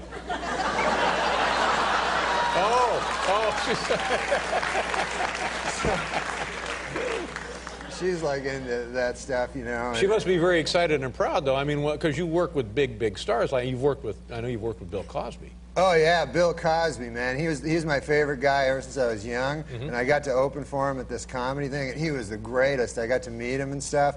And you know, when you meet these guys, it's so like, you know, you're in shock or something, you know, because you can't believe you're talking to this guy. So I told him, I said, you know, he's always funny. He has that funny way of talking. So I go, hey, hi, nice to meet you, Mr. Cosby. And he goes like, yes, yes, you know. And then you just laugh, you know. And then, so I go, oh man, I go, you're my favorite, you know. And ever since I was a little kid, I always listened to you. You're my dad's favorite comedian ever, you know. And he goes, now where is your dad from? Yeah. You know. That's So I pretty go, good. all right. That's pretty good. Maybe I'll do him this week on the show.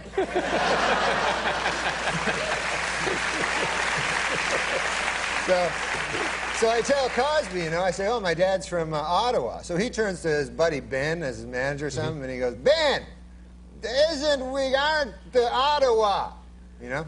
And Ben goes, yes, we are playing Ottawa soon. Ben understands everything Cosby says. And he goes, yes, Mr. Cosby, we are. We do have a gig in Ottawa and coming up. And he goes, what is your father? Give me a paper. So he gets a paper and he goes, here, now, write your father's name on the paper. Well, everything's funny as that. If I said that, hey, write your father's name on the paper, No, it's not, no. So he goes, and the pen. The man needs the pen. You know.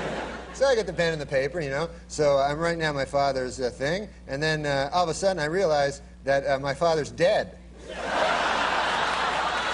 See, that's a problem. Oh, man. Oh, man. So I panic, you know. I'm in this situation. My dad's been dead 8-9 years, and I got the paper and the pen, you know. Yeah. And so I know Ottawa's area code, you know, so I write that, and then I'm just writing down like random numbers, you know. And then I go, here you go, Mr. Cosby, this is my father still alive's number here, you know. And he's like, hey, I got to get up, you know. And then, so I thought, God, man, that's a stupid thing I did, you know. And then a couple weeks later, I get a call, and it's Bill Cosby on the phone. And he's like, I phoned the number. And he was so sweet, like he'd actually phoned my father's number. Like, what a great man, you know? Man. And he said, the man does not live with the number. The man answered, and not your father, you know? So I'm like, oh, I'm pretty sure. Because I couldn't go, oh, yeah, I forgot, he's been dead 10 years. Yeah. Oh, man. Well, Norm, I hope we've been able to get you through your darkest hour. And that I hope you somehow find the will to carry on. And normally this would be the time when we'd mention the show on Saturday night, but I'm so angry about this, and I don't care about the show Saturday night, and neither should you. Oh. Good to see you, Norm. Thank you, man. Come back anytime. Norm MacDonald. We'll be right back with Peter Wilson.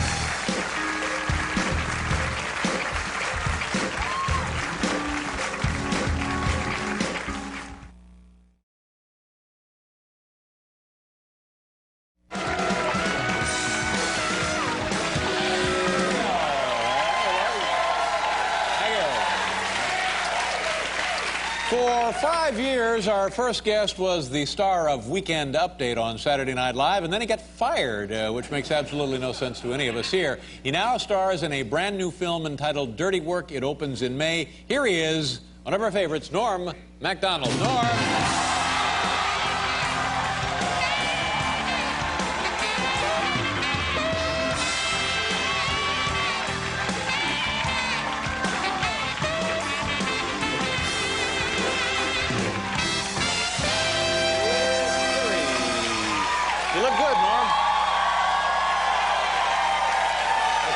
Crazy. I Thank you very much for being here. Thanks, man. Welcome to Thanks the show. for having me. Yeah. You know, Norm, the last time you were here, it was a traumatic, difficult situation because I believe it was like the day after you had been released, kind of undone, let go, Yeah, something like fired. it was that very day. That very day. Yeah.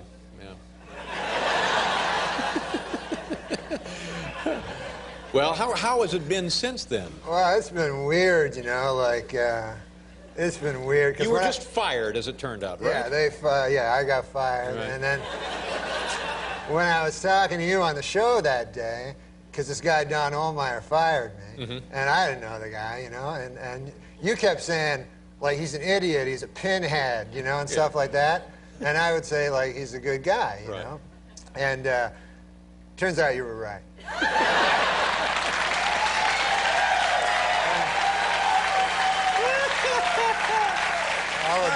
Oh, man, good. Yeah. Good for you. I'll admit when I'm wrong. I've never been happier to be right about something in my life. Yeah. So, because I went and met with him, you know, I never... Now, wait a minute. After you get fired, you then have to go to a meeting with the guy? Yeah, because I wanted to leave the show entirely. You know, I thought that would be the next thing. Right. And so, and then, you know, I talked to all these guys I pay money to, you know, and I go, hey, how about you guys figure out something there, you know?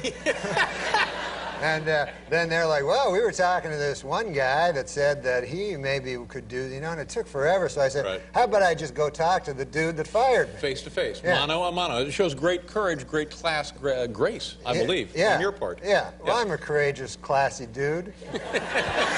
So I go. I have to go to his office there. He lives in Hollywood, California, you know. And he's a big shot, this guy, Don Ohlmeyer, a big shot. Oh, yeah. One of these guys comes to work very early and spends most of the day selecting monograms, you know. That's what he does. Yeah. Yeah. So his office is like, I went to his office, and it's this big office, you know, and then you go in there. I'm not used to these things, you know.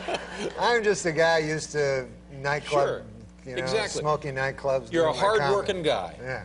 So I go in there, and that guy, Don Ohlmeyer's there, so I go, how you doing? And we talk, and he... Well, how was that? Was it cordial? Was it a bit icy? No, it was cordial. He gave me a lighter. Like for being, like it's what, a parting gift? Well, he's giving you what? He had a lighter, you know, and he goes, hey, want a lighter? And then he gave me an umbrella. I don't know, it was like a... You get fired and you get stuff. You're like, hey, how about a clock radio? How about a lighter? Anything on the top shelf I could have.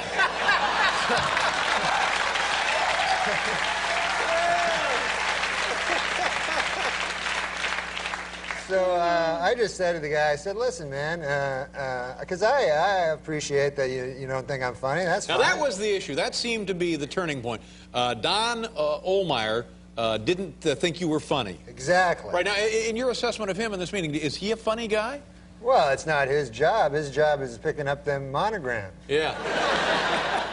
But he's one of these guys, he fancies himself creative, doesn't he? Yeah, well, I suppose. I mean, well, you know, I worked for Don Ohlmeyer when I was at NBC for years and years and years, and I know the guy. Yeah. And here's a guy who could not create gas after a bean dinner.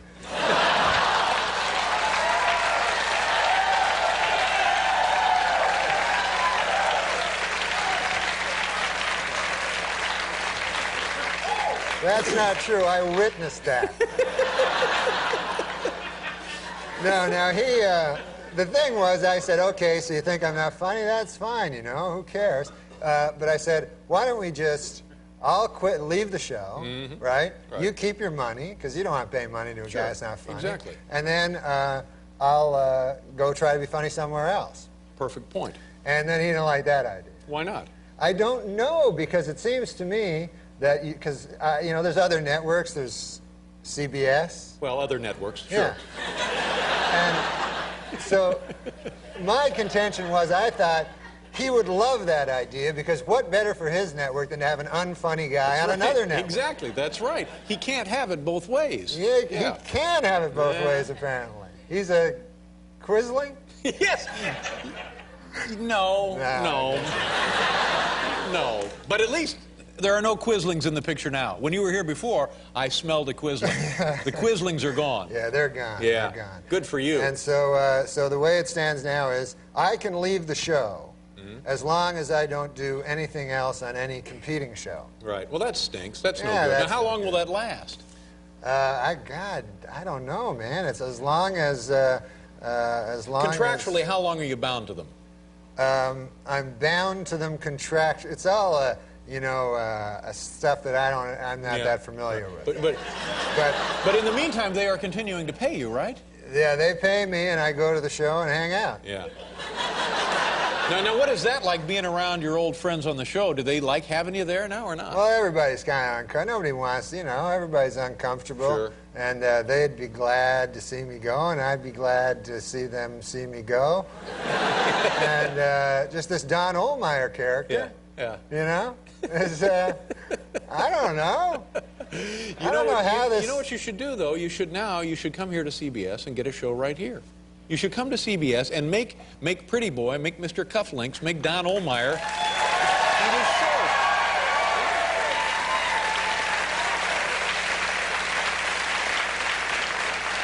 I want to find out, Norm, how your family and friends are taking this, and we'll do that. We have to pause. We'll return visiting with Norm MacDonald, ladies and gentlemen.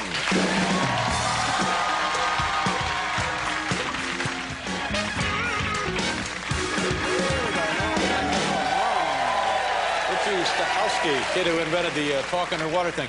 Well, I would guess that one of the good things about this, you had some time off. Have you taken some vacation? Have you gone anywhere, traveled? Yeah, I went. I wanted to get away from all the showbiz, crazy showbiz. Yeah. So I decided I'd go on a vacation, you know. Right. And I don't like to go to hotels because all my years of doing my nightclub act, I don't like hotels. Yeah. So I decided I'll go, you know, my buddy tells me, he goes, hey, you should go to one of them bed and breakfasts. You ever hear tell of them? Oh, yeah, sure. Yeah. The idea is you go there, it's a guy's house, and you live in his room, and then he makes you some breakfast. Right. Very yeah. It's a thumbnail. Yeah, you know? that's it, sure. So I looked one up on the internet there, and I found one. I went to Vancouver Island, Victoria, which is beautiful. Love oh, it. my God. It's God's little country. And so I go there, and I look up my place where I'm supposed to go. I have it on a little piece of paper. And I knock on the door, right? And there's no answer. So I knock again, and there's still no answer. So finally, I look like in the window there, and there's an old man sleeping on a couch, you know? Yeah. So I bang on the door, ringing the doorbell, you know? So finally I hear like, hey, keep your pants on there, you know, from the inside. And he comes to the door, old guy, you know, but I'd say 80, 85 years old. Old Harold Delaney was his name. Harold Delaney? Yeah, nice enough gentleman, you know. And so I got in there and I says, well, I better go to sleep. There's no one else there, you know. Like, I thought it'd be like a whole bunch of people in different rooms, you know. Yeah. And it was just me. Yeah. So I go up and I go to sleep, and I'm ready to go to sleep, and a knock comes on the door, right? A knock on my bedroom door. Right. So I figure, uh-oh, old Harold Delaney wants to have sex with me there. You know?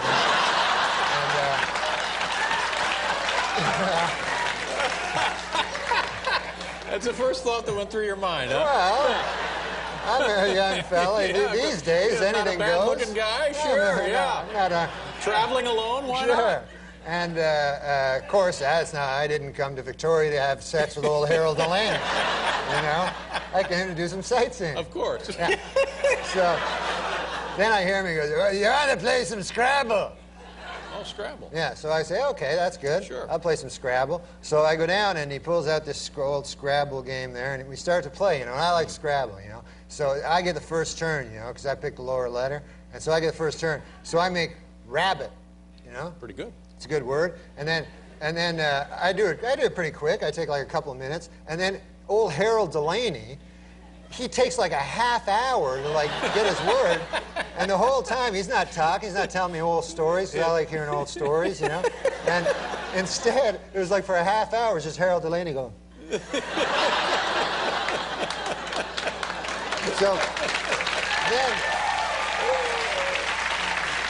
then after a half an hour of that, you know, I'm just sitting there, he comes up with his word, it's hat.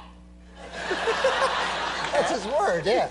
Hat. So he puts it, and he takes the word hat, and then he puts it like way in the corner on that triple letter score. Right. The triple word, the red one Right. that you want to get to. Yeah, sure. But you can't just put it there. No, it's got to have some relation to rabbit. Yeah. Yeah. You got to move up there, you know, and finally get to there. But instead, he just puts it right there. Oh, no. So I go, all right, you know. And so then it's my turn, you know, I do something, and quickly, and then again, the same thing, like, you know, and then time going by, and then every word, and I was coming up with good words, you know, I had sleigh, you know, a sleigh ride, and avocado. Whoa. It was a 7-letter word. Yep. You get 50 extra points. I'm still way behind him. He's just freelancing the board. Yes. And so finally I decided I'm gonna I gotta say something, you know? So and all his words were like cup and hat, and I think it was just like things he'd see around the room, you know? And so I'm playing excellently. I should be in the lead, but instead I'm like 1,000 points behind. And finally, I gotta say something, you know? So he puts boot, you know, up on this triple, and it really annoyed me because I was building towards the triple letter, and he just puts boot, and so I said, finally, I gotta say something here, and I go, hey, old Harold Delaney there, I don't know, you can't put boot there, and then he goes, you never heard tell of a boot?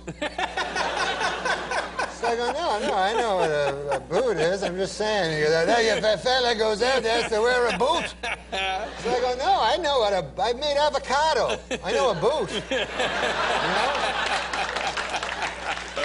And it just took him forever. And I think, and also I noticed a weird thing. There were no blanks. You know, you have the blanks in the game, and it's always good to use any letter, right? Yeah. I realized there's no blanks in this game, and I figured old Harold Delaney must have. When he got the game, figured, what the hell is that, you know, and throwing it away. Can't use it. Yeah. Now, how was the breakfast? Did you have the breakfast? There was no breakfast. I got up the next day. I was so hungry from playing Scrabble all night. So he says, hey, Harold, how you doing there? How about some breakfast? And he goes, I've never been much for breakfast. So I go, oh, all right.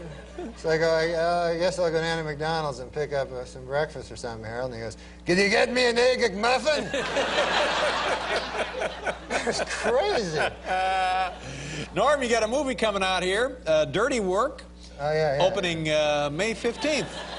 So things are looking good for you. Yeah, that's going to be a good movie. Good for you. You're landing on your feet, buddy. That's what I like to see. Yeah. Nice to have Unless you here. the movie stinks. No, the movie will be...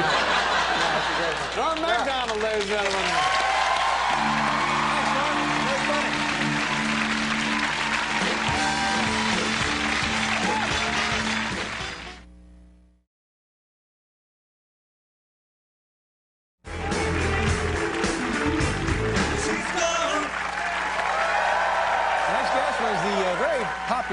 Very popular star of the Saturday Night Live Weekend Update. We're always happy when he finds time in his schedule to drop by and say hello. Here he is, the always amusing Norm MacDonald. Norm, come on out.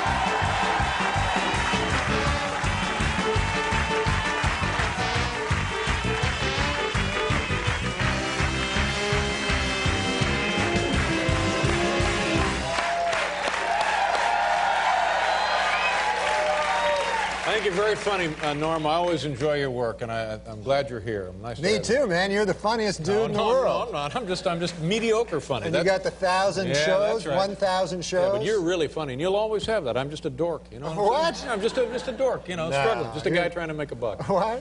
What have you been doing? What have you been doing? What's going on in your life? Take us through some of your activities, your life, your free time. So, you know, a couple hours with Norm MacDonald. I got a lot of free time now, and so...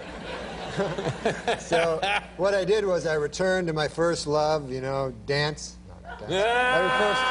I returned to my first love, the stand-up comedy. Oh, you're doing the stand-up. Good for you. So I go around the country to different smoky nightclubs, and I do my jokes, you know, and it's great, you know. It's the doing the jokes is fun, but then the rest of the time, did you ever go on the road? A little bit. I didn't care for it. It just didn't have the stamina for it. It's difficult. It's rough, man, because other than doing the stand-up, you just go to a town. You're basically like a drifter or something. You know, you show up, you hang around, and then you sit in your watching the TV all the time. You know, and I love the TV. You know, but when you watch it all the time, you just watch anything. You know, I watched ESPN too. They got all the Deuce. Yeah, sure, the Deuce. Yeah. And they got sports there that, you know, they're kind of weird sports. Like they got kickboxing. Yeah. You ever heard of that sport? Yeah. And that's an odd sport. What they do is they combine the style and grace of boxing with kicking. You know? Yeah. Yeah. So it's kind of immature. A guy's boxing, all of a sudden he kicks the guy, you know? They're just cheating, you know? Yeah, I think so, sure. Yeah. And then also what you do is you try to get the pay movies there, you know? Oh, yeah. You ever dial up any of the, you can get like first-run features on Yeah. I ordered Pulp Fiction, you know that movie? Oh, sure. It's a gritty urban satire, you know? It said that on the little thing. I wouldn't have known. And so I said, yeah, I'll get Pulp Fiction. I heard great things about that. So I order it, right? Mm-hmm. And they send me a different movie, a movie called by the name of Pump Friction. I never heard of that. You never heard of that movie? No, what is it? Well, it's different than Pulp Fiction. Pulp Fiction is a gritty urban satire. Pump Friction is a bunch of dudes and ladies having dirty sex. Whoa! And, you know... So there's a mix-up, obviously. Yeah. And it wasn't a bad movie, you know? It was... Actually, with those dirty movies, I find, like, they're good for about 15, 20 minutes. I'm really interested. Right. And then there's one point that all of a sudden I'm bored, you know?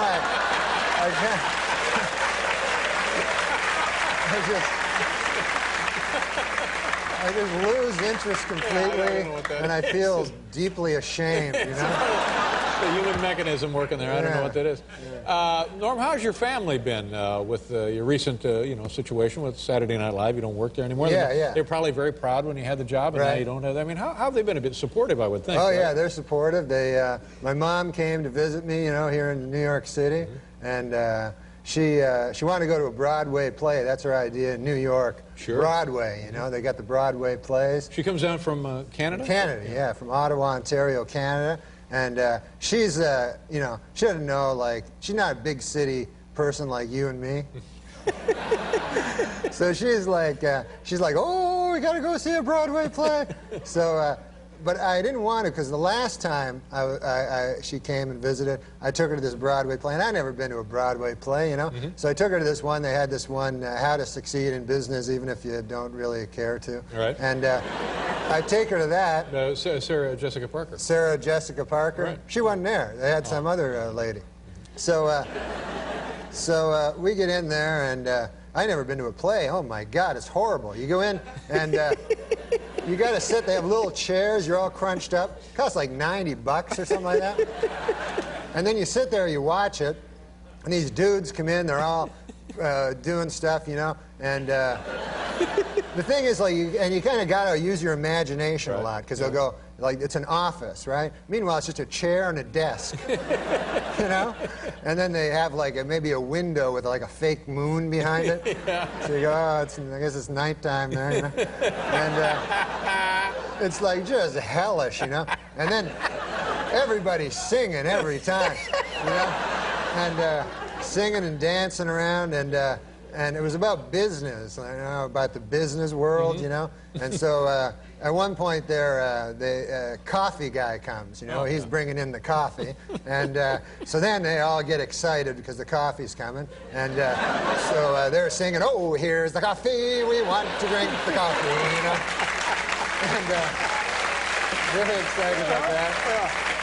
And my mom, she talks. She's used to just watching the TV, and so she doesn't know that you're not supposed to talk out loud. And so she's like, the whole time, she's like, oh, good God, that's just like me. I have to have my coffee in the morning. I'm like, all right, you know, it's okay. And then I think the coffee machine broke, and then everybody went, oh, we don't have our coffee. So it lasted forever. And like, you're just watching this stuff, and trying to imagine what it would really look like on the TV, you know? So then finally the damn thing's over. It takes like an hour and a half, and you go, okay, let's get the hell out of here. You go out. It's not over. It's intermission. They have an intermission. So intermission.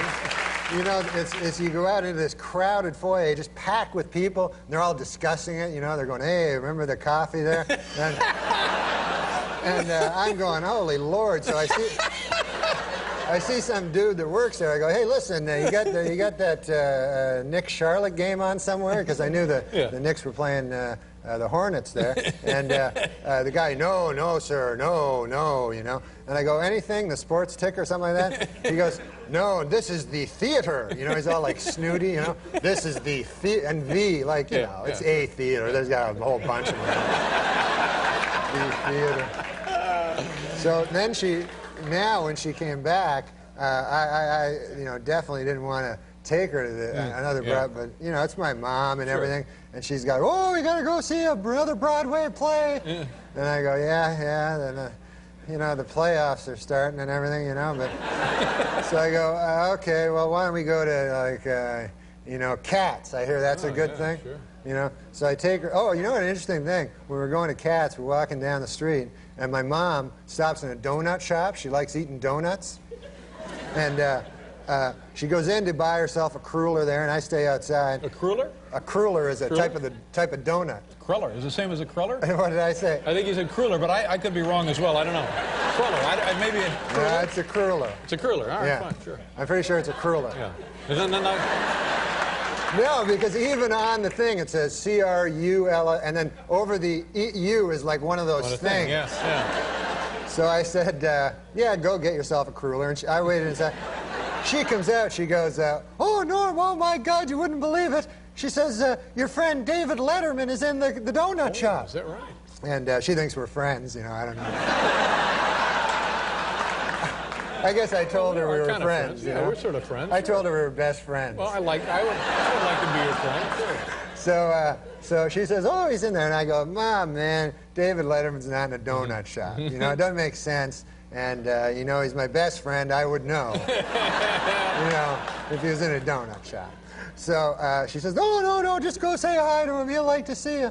So I go into the donut shop, and there's a dude sitting there. He's not you. Yeah. He's just some dude with like a Late Show T-shirt on. Right. And I think he was even like a Mexican guy or something like that. You know?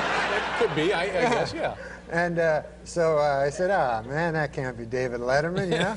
So I walk out and I say, Mom, you know, that was him, but he's busy, you know, and he doesn't want to be bothered by any of this. So anyways, we go to the Cats, you know, and this is something I've heard about for years, Cats. Been around now a long and forever. time. Yeah, is that what it is? I think. Yeah, and I go there. I go, what? Cruller.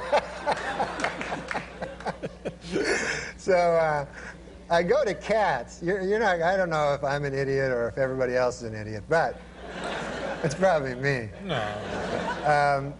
It's about cats. That's right. I'm talking. It's about actual cats. Actual cats. So I said to the guy at halftime during the thing, I go out and I say, there's a dude working there. I say, good God, man, that's about actual cats, right? So the guy goes, well, what the hell you expect? It says cats. And I go, I don't know. I thought it was like a symbolism. You know what I mean? Yeah, sure, right. I mean, if you went to like Dog Day Afternoon and there's a bunch of dogs in the afternoon, you'd want your money back. Literal, exactly, yeah. Listen, Norm, it's good to see you again. I want you to have a lovely summer and keep us posted as to what's going on in the future, all right? Nice to have you with us, Hey, Norm. thanks for coming. Norm MacDonald, ladies and gentlemen, right here. We'll be back to Pearl Jam.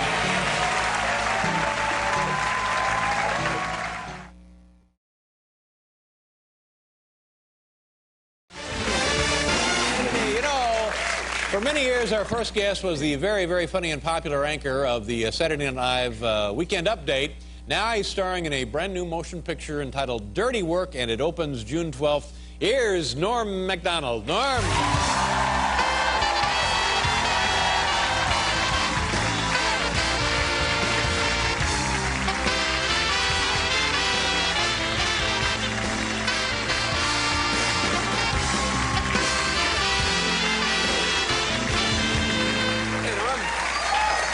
Nice to see you.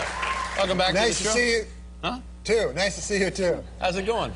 It's going all right. It's Good. pretty good. Hey, you're a movie star, buddy. How many films you been in? I was in the People versus Larry Flint. As you know, I played one of the people. All right. And that's about all. Yeah, and now you have the dirty work coming out. Yeah. And I saw a lot of the movie this afternoon. I haven't seen the entire movie because we couldn't get a copy. But yeah, I got some of it, so I looked at some of it. It's very entertaining. Yeah. A lot of good people in it. Chris Farley, you know, it's very when you see Chris Farley in this film. Yeah, Chris Farley. It's just one of those things. You see that, and for a second, you know, mind plays for a second. You think, oh, great, and then you realize, oh, well, this will probably be his last movie. But he's very, well, I mean, obviously, I know it'll be his last movie. Yeah, it will be his last movie. But he's really funny. He's I mean, the guy incredibly is funny, just man. naturally funny. And he was great. Chevy Chase in the film as well. Chevy Chase and Don Rickles. Yeah. Oh, He yeah, was I like great. Don. Don's Yeah, great, Don's isn't he? great. Was he fun to hang around with? He was really fun. Like, we just wanted him to insult people in the movie. So we just wrote these insults that I thought sounded like Don Rickles. And then he got there and he like insulted the insults. He said they were all horrible. So then he just he just said, do whatever you want, just insult us.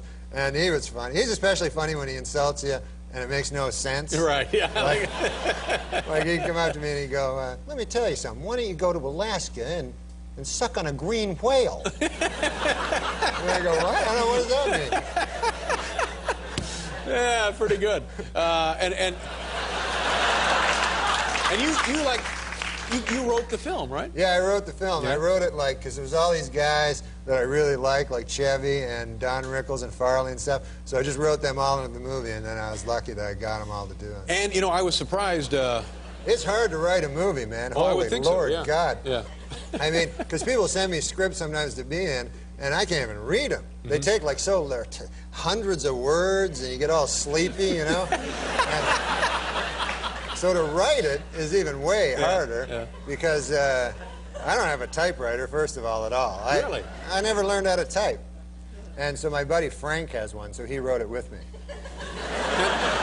Now it's nice of you to include Frank, but did he write it or just type it? No, he wrote it. He was a co-writer on this. Yeah, he was a co-writer. My buddy Frank and Fred. Frank Sebastiano and Fred Wolf. Ah, good. Yeah. I always say to Fred Wolf, he lives in Hollywood, and I say to him, you must be pretty comfortable out there in Hollywood, Fred Wolf, because there's a lot of wolves out there. You know, a Hollywood wolf? Yeah, oh sure, yeah. Skirt chaser. A skirt chaser, that's right.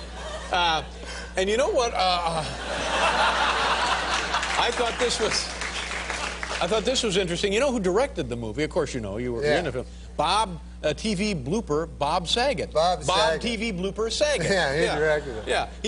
Can he direct? No, not at all.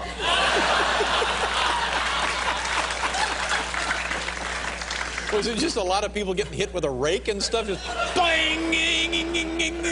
A lot of people falling down at weddings and that kind of thing? It was very comfortable with him as a director, though, because like he would give me like acting notes. He'd go, I think you should do it this way. And then I'd go, I've seen you on that Full House. What are you talking about?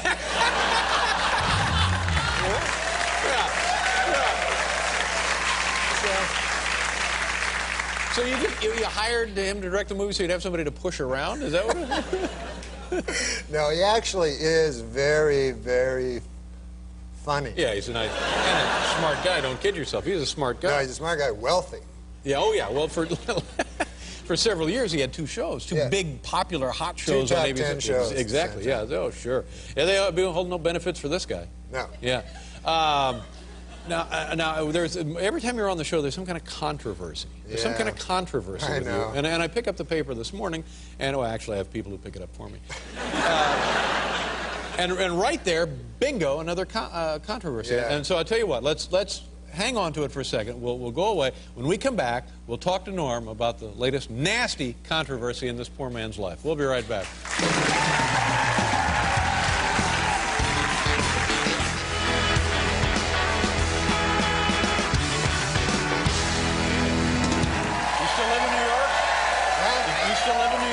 Oh, yeah. Beautiful city. You're out in Hollywood now, though, Jacques aren't you? Villeneuve? Yeah, Jacques Villeneuve. Canadian. You know? Canadian Yeah. who grew up in my city, and his father was my all-time hero. Gilles. Yeah. Unbelievable. Did you meet him backstage? No, I haven't. I met Randy Travis, and Yeah. I'm a huge country music fan, and George Jones is my favorite, so this is a big night for me. Do you like the new country or you like the old No, country? the new is gay.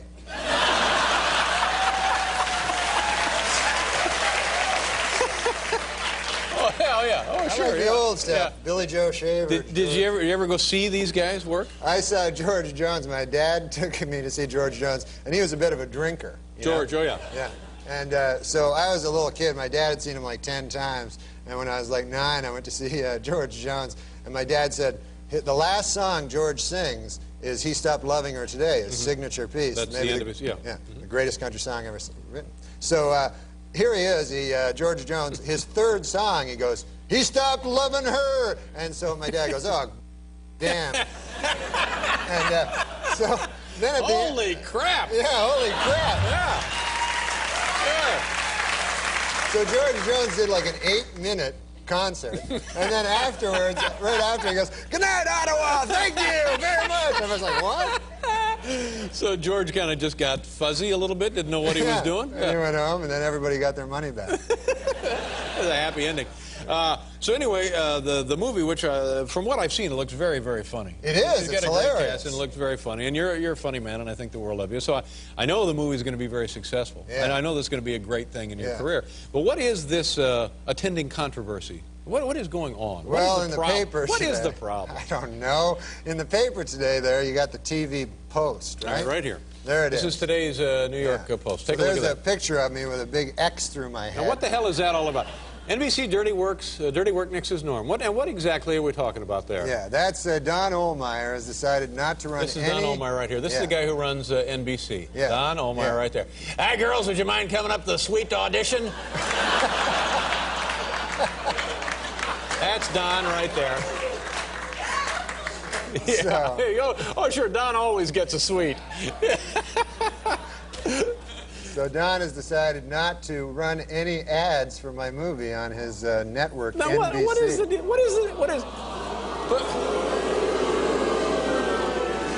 You know, NBC, now Norm, let's just do the math on this a little bit. NBC is owned by General Electric, maybe the single biggest global corporate entity on the globe. Yes. And they're generating, GE and NBC generating, you know, several $billion a year. Yeah. You know what I'm saying? What the hell could they possibly care about you and your movie? What is going on? I don't understand it at all. Did you do something to this guy? Did you bust into his house or something? No, I didn't do any. I don't understand, first of all.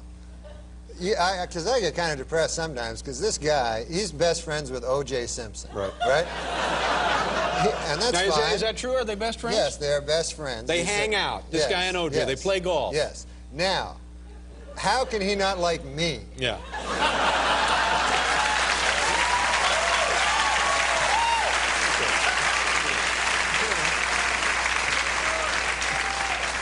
Yeah, girls, just go on out and read the lines, and we'll see how it goes. Yeah, give me a call. So the deal is they won't advertise your movie on NBC? They won't advertise my movie on NBC, and then just before I came to the show, they tell me they have canceled all these interviews I had with any NBC affiliate. Don Ohlmeyer actually phoned NBC affiliates, you know, these little stations. That's great. And He's he got went like, nothing better to do. Yeah. He doesn't have to kiss up to Seinfeld now, so that freed up his whole day. He doesn't have to kiss his ass anymore. It's just got... So are they're like worried that your movie is somehow going to put NBC out of business? Is that what it is? They do not want the movie to be successful at all. This is the guy who fired you from Saturday Night Live. Yes. Yeah. And I thought it was over. And then I keep reading like feud. There's no feud because No, there's not. I never did anything to him. That's right. For a feud, I'd have to be going, ah! You know? But I don't know what it is. He seems like a nice... I met him once. This is terrorism. This is terrorism. This is completely uncalled for. Yeah. Yeah, I'll tell you what it is. They are scared because Seinfeld was canceled, you know, and then what other big shows do they have over there? Single guy? Yeah. So They're Rhoda? afraid. Is Rhoda still on? They're afraid because they fired you that somehow you're going to come back and bite them in the ass. That's what they're worried about. And I would take this as a great compliment. A great compliment to your wit and wisdom.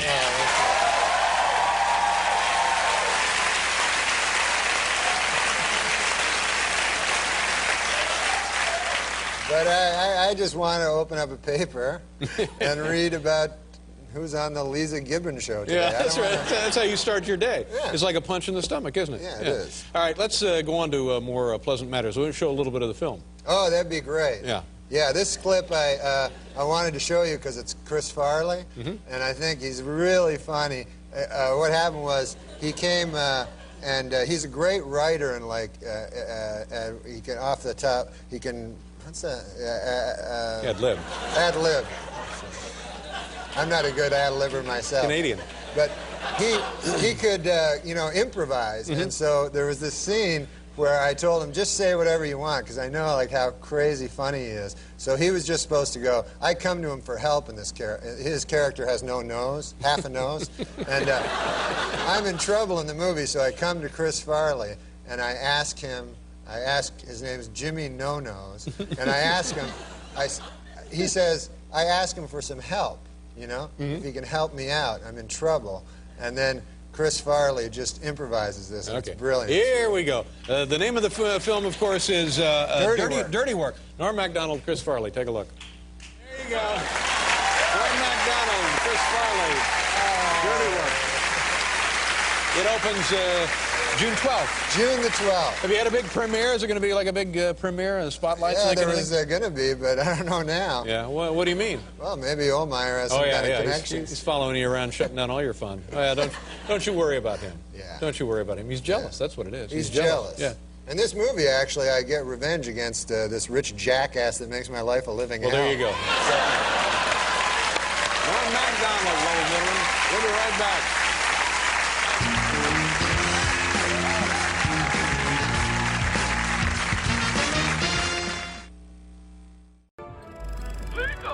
Doska, Miklik, Blatschaka, Proga, Olingis, Diggin Fleaver, Porkalakak, Epidemic. Oh, that's great. You're ahead of schedule.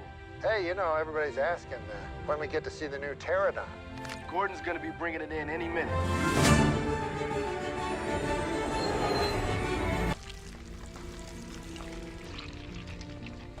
What happened? Can you help him? Claire, I'm sorry. I mean, he knew what he was doing. The pathways are all fried. Even if we could power him up, his internal memory is shot. He'd be an empty shell. He's gone. Why you going high?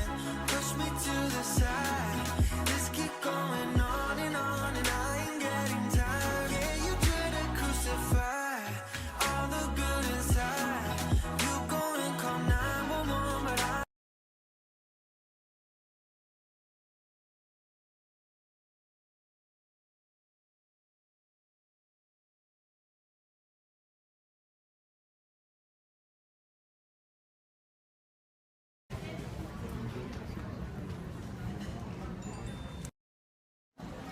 All right, in the airport, SFO. Wait, you want to be on it?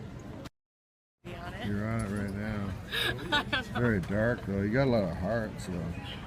I got a lot of hearts. Yeah. They use it as comments. No one's commenting. Oh, wait, I hid chat. That's why.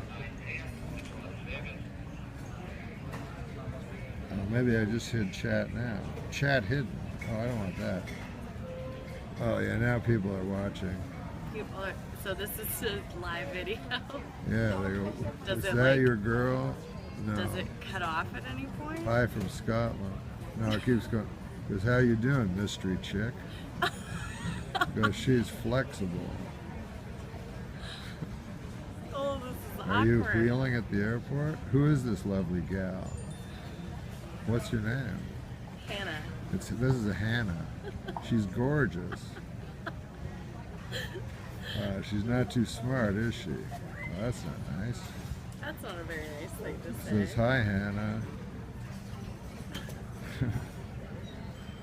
Can't, it goes so fast. Marry me, Hannah, says Scoper. Oh, Hey, Hannah, says Capscat. Hi, Hannah. It's not Hannah, it's Hannah. Are you hitting on her, says Sam Athen? No. It's not nice to say. Where's Hannah from? Fresno? Zero gravity chair? I don't know. Is that what this is called? Future chair? Yeah, we call it a chair? future chair. We call it the future chair. Hannah, get away from that creep, says Dim Twit. That's not nice to say. Dom doesn't just take her to the first class lounge. Oh, I'm sorry, there's people sitting in these two chairs. Sorry, man. Hope they come home, come back soon, because... I know. Otherwise you're going to be the asshole that never let anyone sit down. And I then know. you just get up and leave. Everyone hates me in the airport. Oh, it says, Hannah's in the future chair. Is there any future with Hannah? That's funny. Is she a comedian? No, we just met her. Is that a guitar? Yes. That's Josh's guitar. That's a nice table. Okay, now you're just getting idiotic. What does Hannah think of Trump's tax plan? Says M. Trump. Oh, wow. That's actually a real question. Big question. Hannah Solo, says Cogs. Hannah looks like a gymnast, says Scout. Tell her to let her hair down, says Medical. We're not like monkeys. Just do whatever you say.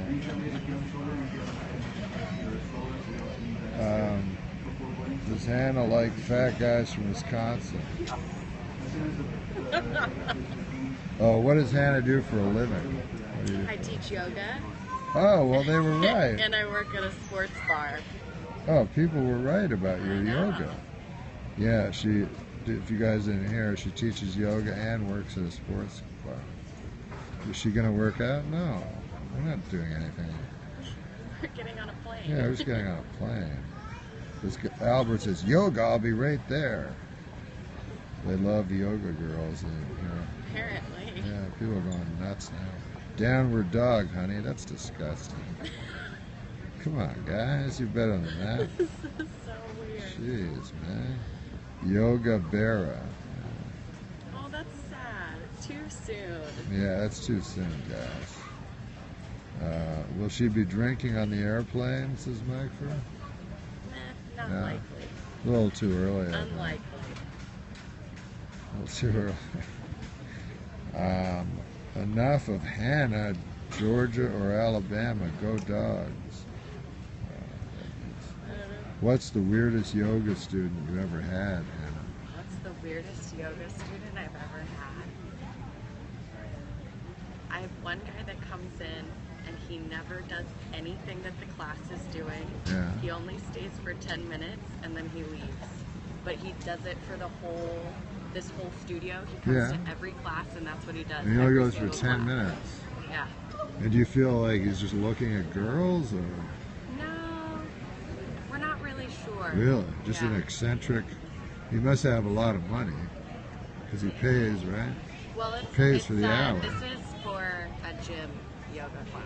Oh, it's free if you belong to the Yeah, gym. it's part of the gym. But he does it What with gym all is the it? teachers. What gym do you work? Well, maybe you don't want to say. I don't know. Yeah, I don't know if I should say you that. probably shouldn't say. Everybody's asking Hannah questions. Fortune America is patron guest. Oh, now you want Kwai Ling Park, please make your way back. Where would Hannah go if she could travel through time? Whatever, low jump. Low jump.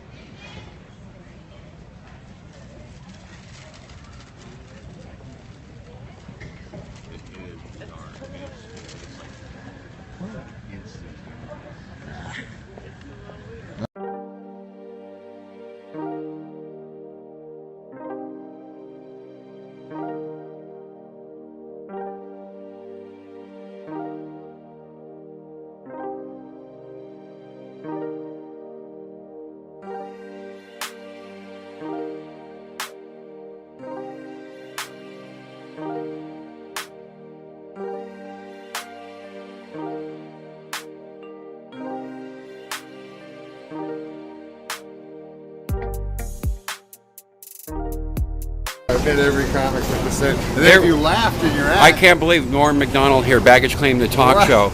Norm, it's so good to see you. Norm, Yeah, how you and you I doing, golfed Bob? together. Do you remember that? We golfed together. You We came to my did. office. That's right, at Did we bet? Whitsett. At Whitsett, you came Yeah. all the way up the stairs and you hung out. I was all tired. And then the next we day, had you had the pilot for the Larry Sanders show. Oh, that's right. I was reading for it. For Hank. Yeah, Hank. Yeah. yeah. You know, I ran into. Why am I blanking on his name? You know who I'm talking Jeffrey about. Temple. Yeah, he's the best. Yeah. He kept rubbing in how he got it. So Norm, I'm a huge fan. You know that. But we started out. I guess. Technically we started out together, didn't we? That's right. And now that you are really. And I hear you're in the Creature from the Black Lagoon show at Universal. You play the creature on Wednesdays and Fridays. Is that true? Very excited. Partially. It's a little But blown out of proportion. Are you still Canadian, or did you Yes. renounce that after 9/11? What? 9/11. You remember what happened?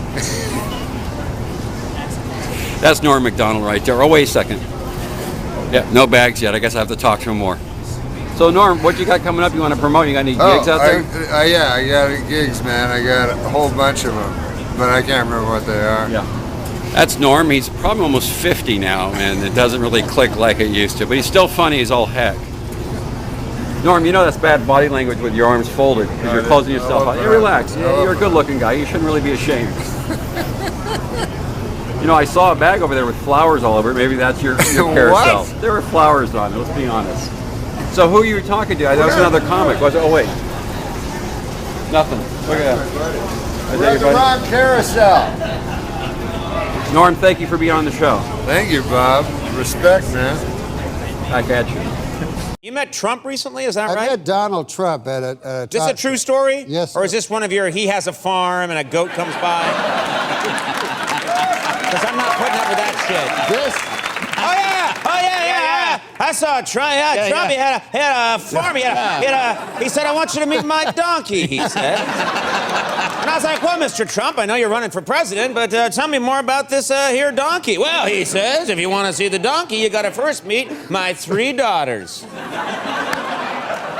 Now the first one's shy, the second one's sexy, and the third one has 1 leg. I'm making all of this up. I know. But this is exactly what you do. But the ending, I would never tell that type of joke because that's a kind of a joke that we shouldn't be telling. You're right. I apologize. But I will say, no, I did meet Trump. No, this is true. You met an Trump. absolutely true story. I was on another talk show, not a competing talk show because talk shows don't compete. Hey, anymore. and I think no show competes with this one. No, sir.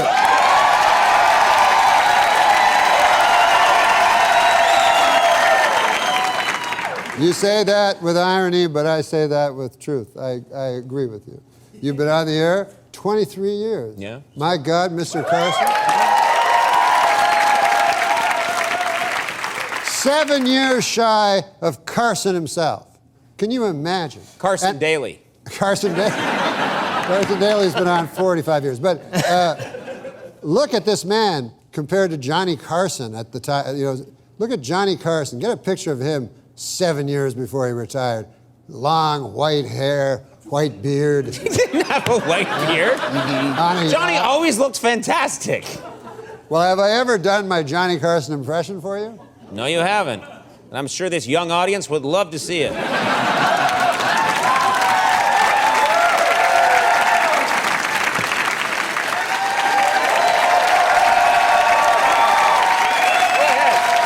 Let's see it. This is you can play along. You can be the 911 operator. This is Johnny Carson when he was having his heart attack. He actually phoned 911. People don't know this. He phoned 911 himself. He's a very brave man. And so during a heart attack, he phoned 911. So you be the 911 operator. Yeah, okay. Say hello. You know. Hello. Hello. This is Johnny Carson. Oh, Mr. Carson, how can I help you? I feel like there's a yak on my chest.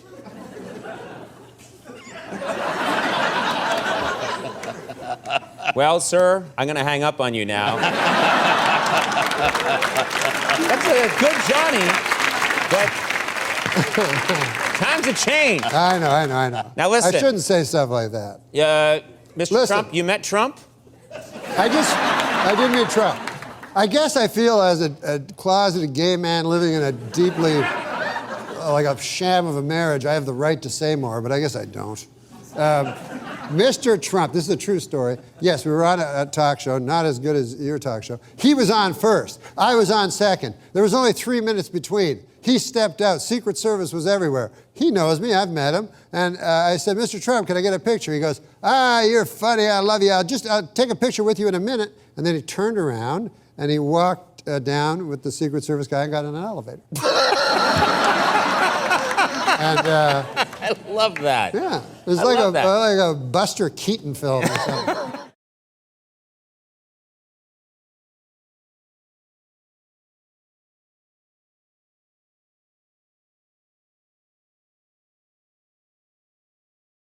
You know, we just saw this footage of you doing these amazing tricks, and I can't imagine doing anything like that. But are there any tricks that you're known for in particular? I know that, you know, different athletes maybe have different moves. Is there one that's kind of yours? There is. Funny you should mention. It's called the Crippler. The Crippler? The Crippler. Okay, did you come up with that name? No. Definitely not. My mom, every time I say it, she's like, can't we come up with something more sweet and feminine? Right. The Crippler's it's a little scary. What does the Crippler involve? Describe this move to us. Okay, so in the half pipe, you have a front side wall and a back side wall.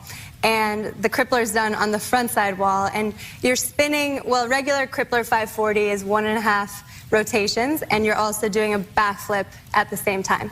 So spinning, flipping, that's Crippler. Wow. Okay, have you been really badly hurt doing this one or no? Well, it took me a long time to figure out how to do this trick. Right. Multiple black eyes, landing on my butt a lot. It took a little while. Okay. Being crippled? No. I didn't. No. I should have warned you about him. I know. He's going to be here the whole time. Kelly. I love Kelly. Gretchen. Yeah. I mean, I love Gretchen. Yeah. No, you want me to say why I said Kelly? Because I was just on the phone with a girl named Kelly. But I'm telling you about this girl named Kelly. She couldn't do no Crippler. No 1440. Yeah. You ever do a 1440? No. Oh, sorry. Yeah. What's the most you've ever done? 900. 900 is That's huge. pretty good. That's pretty good. Yeah, 900 is. What? Andy, I may ask you to take Norm for a walk. Oh, okay. Just around the parking lot. Now, Norm, in his own way, brings up a good point. Right. Which is there's crazy terms that you use in this snowboarding, right? Yeah, they don't just say it's the Crippler is one of them, but give us some examples of some of the terms people use. Yeah, so there's, everyone loves to talk about this because the snowboarding lingo is just a little out there. But we have, like, in snowboarding, style is really important, and where you grab your board, it's really important. And so there's some crazy names for grabs, like the chicken salad grab, the roast beef, Japan air, stale fish, slob air. Do they mean, I mean, is there a reason for those names, or are they just randomly, you're just throwing stuff out like the flosser and the, you know, the onion stew? I mean, you're just throwing stuff out there that has no relation to anything. You should come up with a snowboard pie grab. and gob gob. Yeah. Maybe if you want to come up with, like, where to grab it and then call it something, and I'll bring it out during what about the contest. like? Here we go. Here we go. No, she asked, but I like that Crippler. Yeah. What about the long-suffering death? Oh. That's a different one. That's different. She didn't ask, technically. Yeah, I did. You're headed into your second Olympics. I am. You excited? You must be. A quick question. Good I'm sorry. I'm sorry. When I pick up the blue Why is it that in some sports, like beach volleyball or snowboarding, the women are breathtakingly beautiful, and you would think they would be big, you know, like big. So you think they'd be big monsters of ladies? Why would you think that, though? Well, like softball. Well, we can't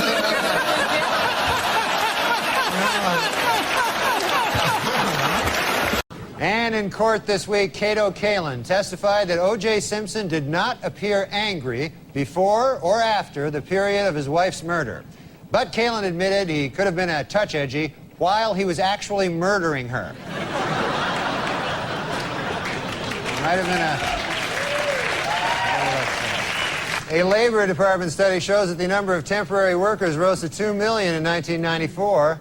And that study doesn't even include the most temporary of the temporarily unemployed, Cato Kalin. Yesterday on Rivera Live, Cato Kalin made the startling admission that he now thinks O.J. Simpson is guilty, although authorities suspect this may just be part of an attempt by Cato to crash at Fred Goldman's place for a while.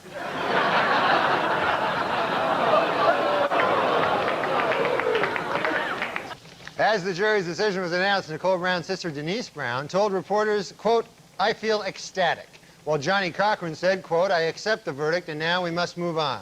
Meanwhile, Cato Kalin said, quote, "Please, God, don't let it be over."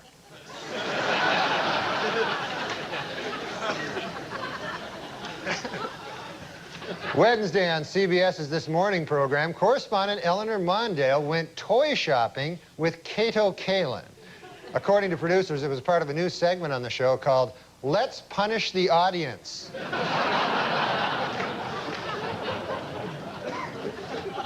Hey, how about Norm's friend in the companion seat right now, Cato Kalin? Remember Cato? There he is.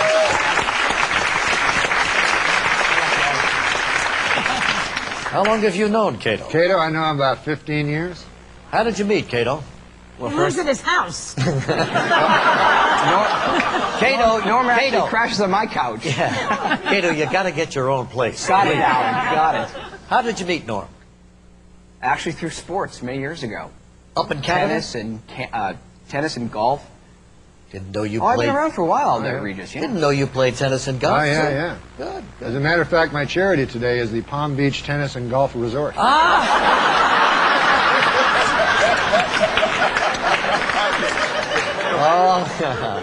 Actually, Norm's kidding. It's the Hole in the Wall gang, right? Yeah, it's the Hole in the Wall gang camp that Paul Newman started, and it's real good for kids to go to that camp that are sick, you know. That's nice. That's good. Make a lot of money. Cato's very happy for you. Cato's a good man. Because Joy has her hand on my lap. Joy has her hand in Cato's lap. All right. Dynamite so far. Cato's very proud of you. He's a good man. $300. By the way, Cato and I, I like the ladies. You know what I'm saying? You and Cato like to... He's just a guy, I know. That's all I'm trying to say. We all have our own thoughts about that. I can't believe you were bullied by Norm MacDonald. Why don't you believe that? Because Norm is just like the unicorn. Like nobody really has conversations with Norm, let alone. He would kind of, I'm going to kick your ass, Fred. No, not threaten to beat me and up. Billy Joe Shaver. not threaten to beat me up, but just kind of like, teasing you a lot. I know you're at the end, but him and Cato were friends, and they would just be Him assholes. and who? Cato Kalin, the biggest piece of shit. So You Cato didn't watch the Kalin? whole Artie thing. We talked about it. No, yeah. I didn't. I fell asleep. It was on late. That's not because you were boring. I mean, him and Norm were best friends. He was Norm's lifeline. Hey, Cato Kalin. They were friends. So and they would Cato play Kalin tennis. would heckle you too? Well, we one time Cato and Norm played tennis, and I got a flat tire, and they were driving, laughing at me because I was on the side of the road. And Cato would kiss up to Norm, but they didn't stop to help you with your No, flat tire? they stuck their heads out the window, and were laughing as they drove by. What jerks! Yeah, You go on Norm's podcast. Well, I did. Oh, you did already? Yeah. Oh. And well, you don't need my help at all, do you? No. Yeah, and was it fun? Did you bring up the fact that he bullied you? Or were you afraid because he was a bully? I was a little afraid that I'd get busted, and about the book. But he goes, I don't care. Norm didn't care. Yeah, I go, I said, Norm, I have to be honest. You're in the book, and I said something. He goes, I don't care.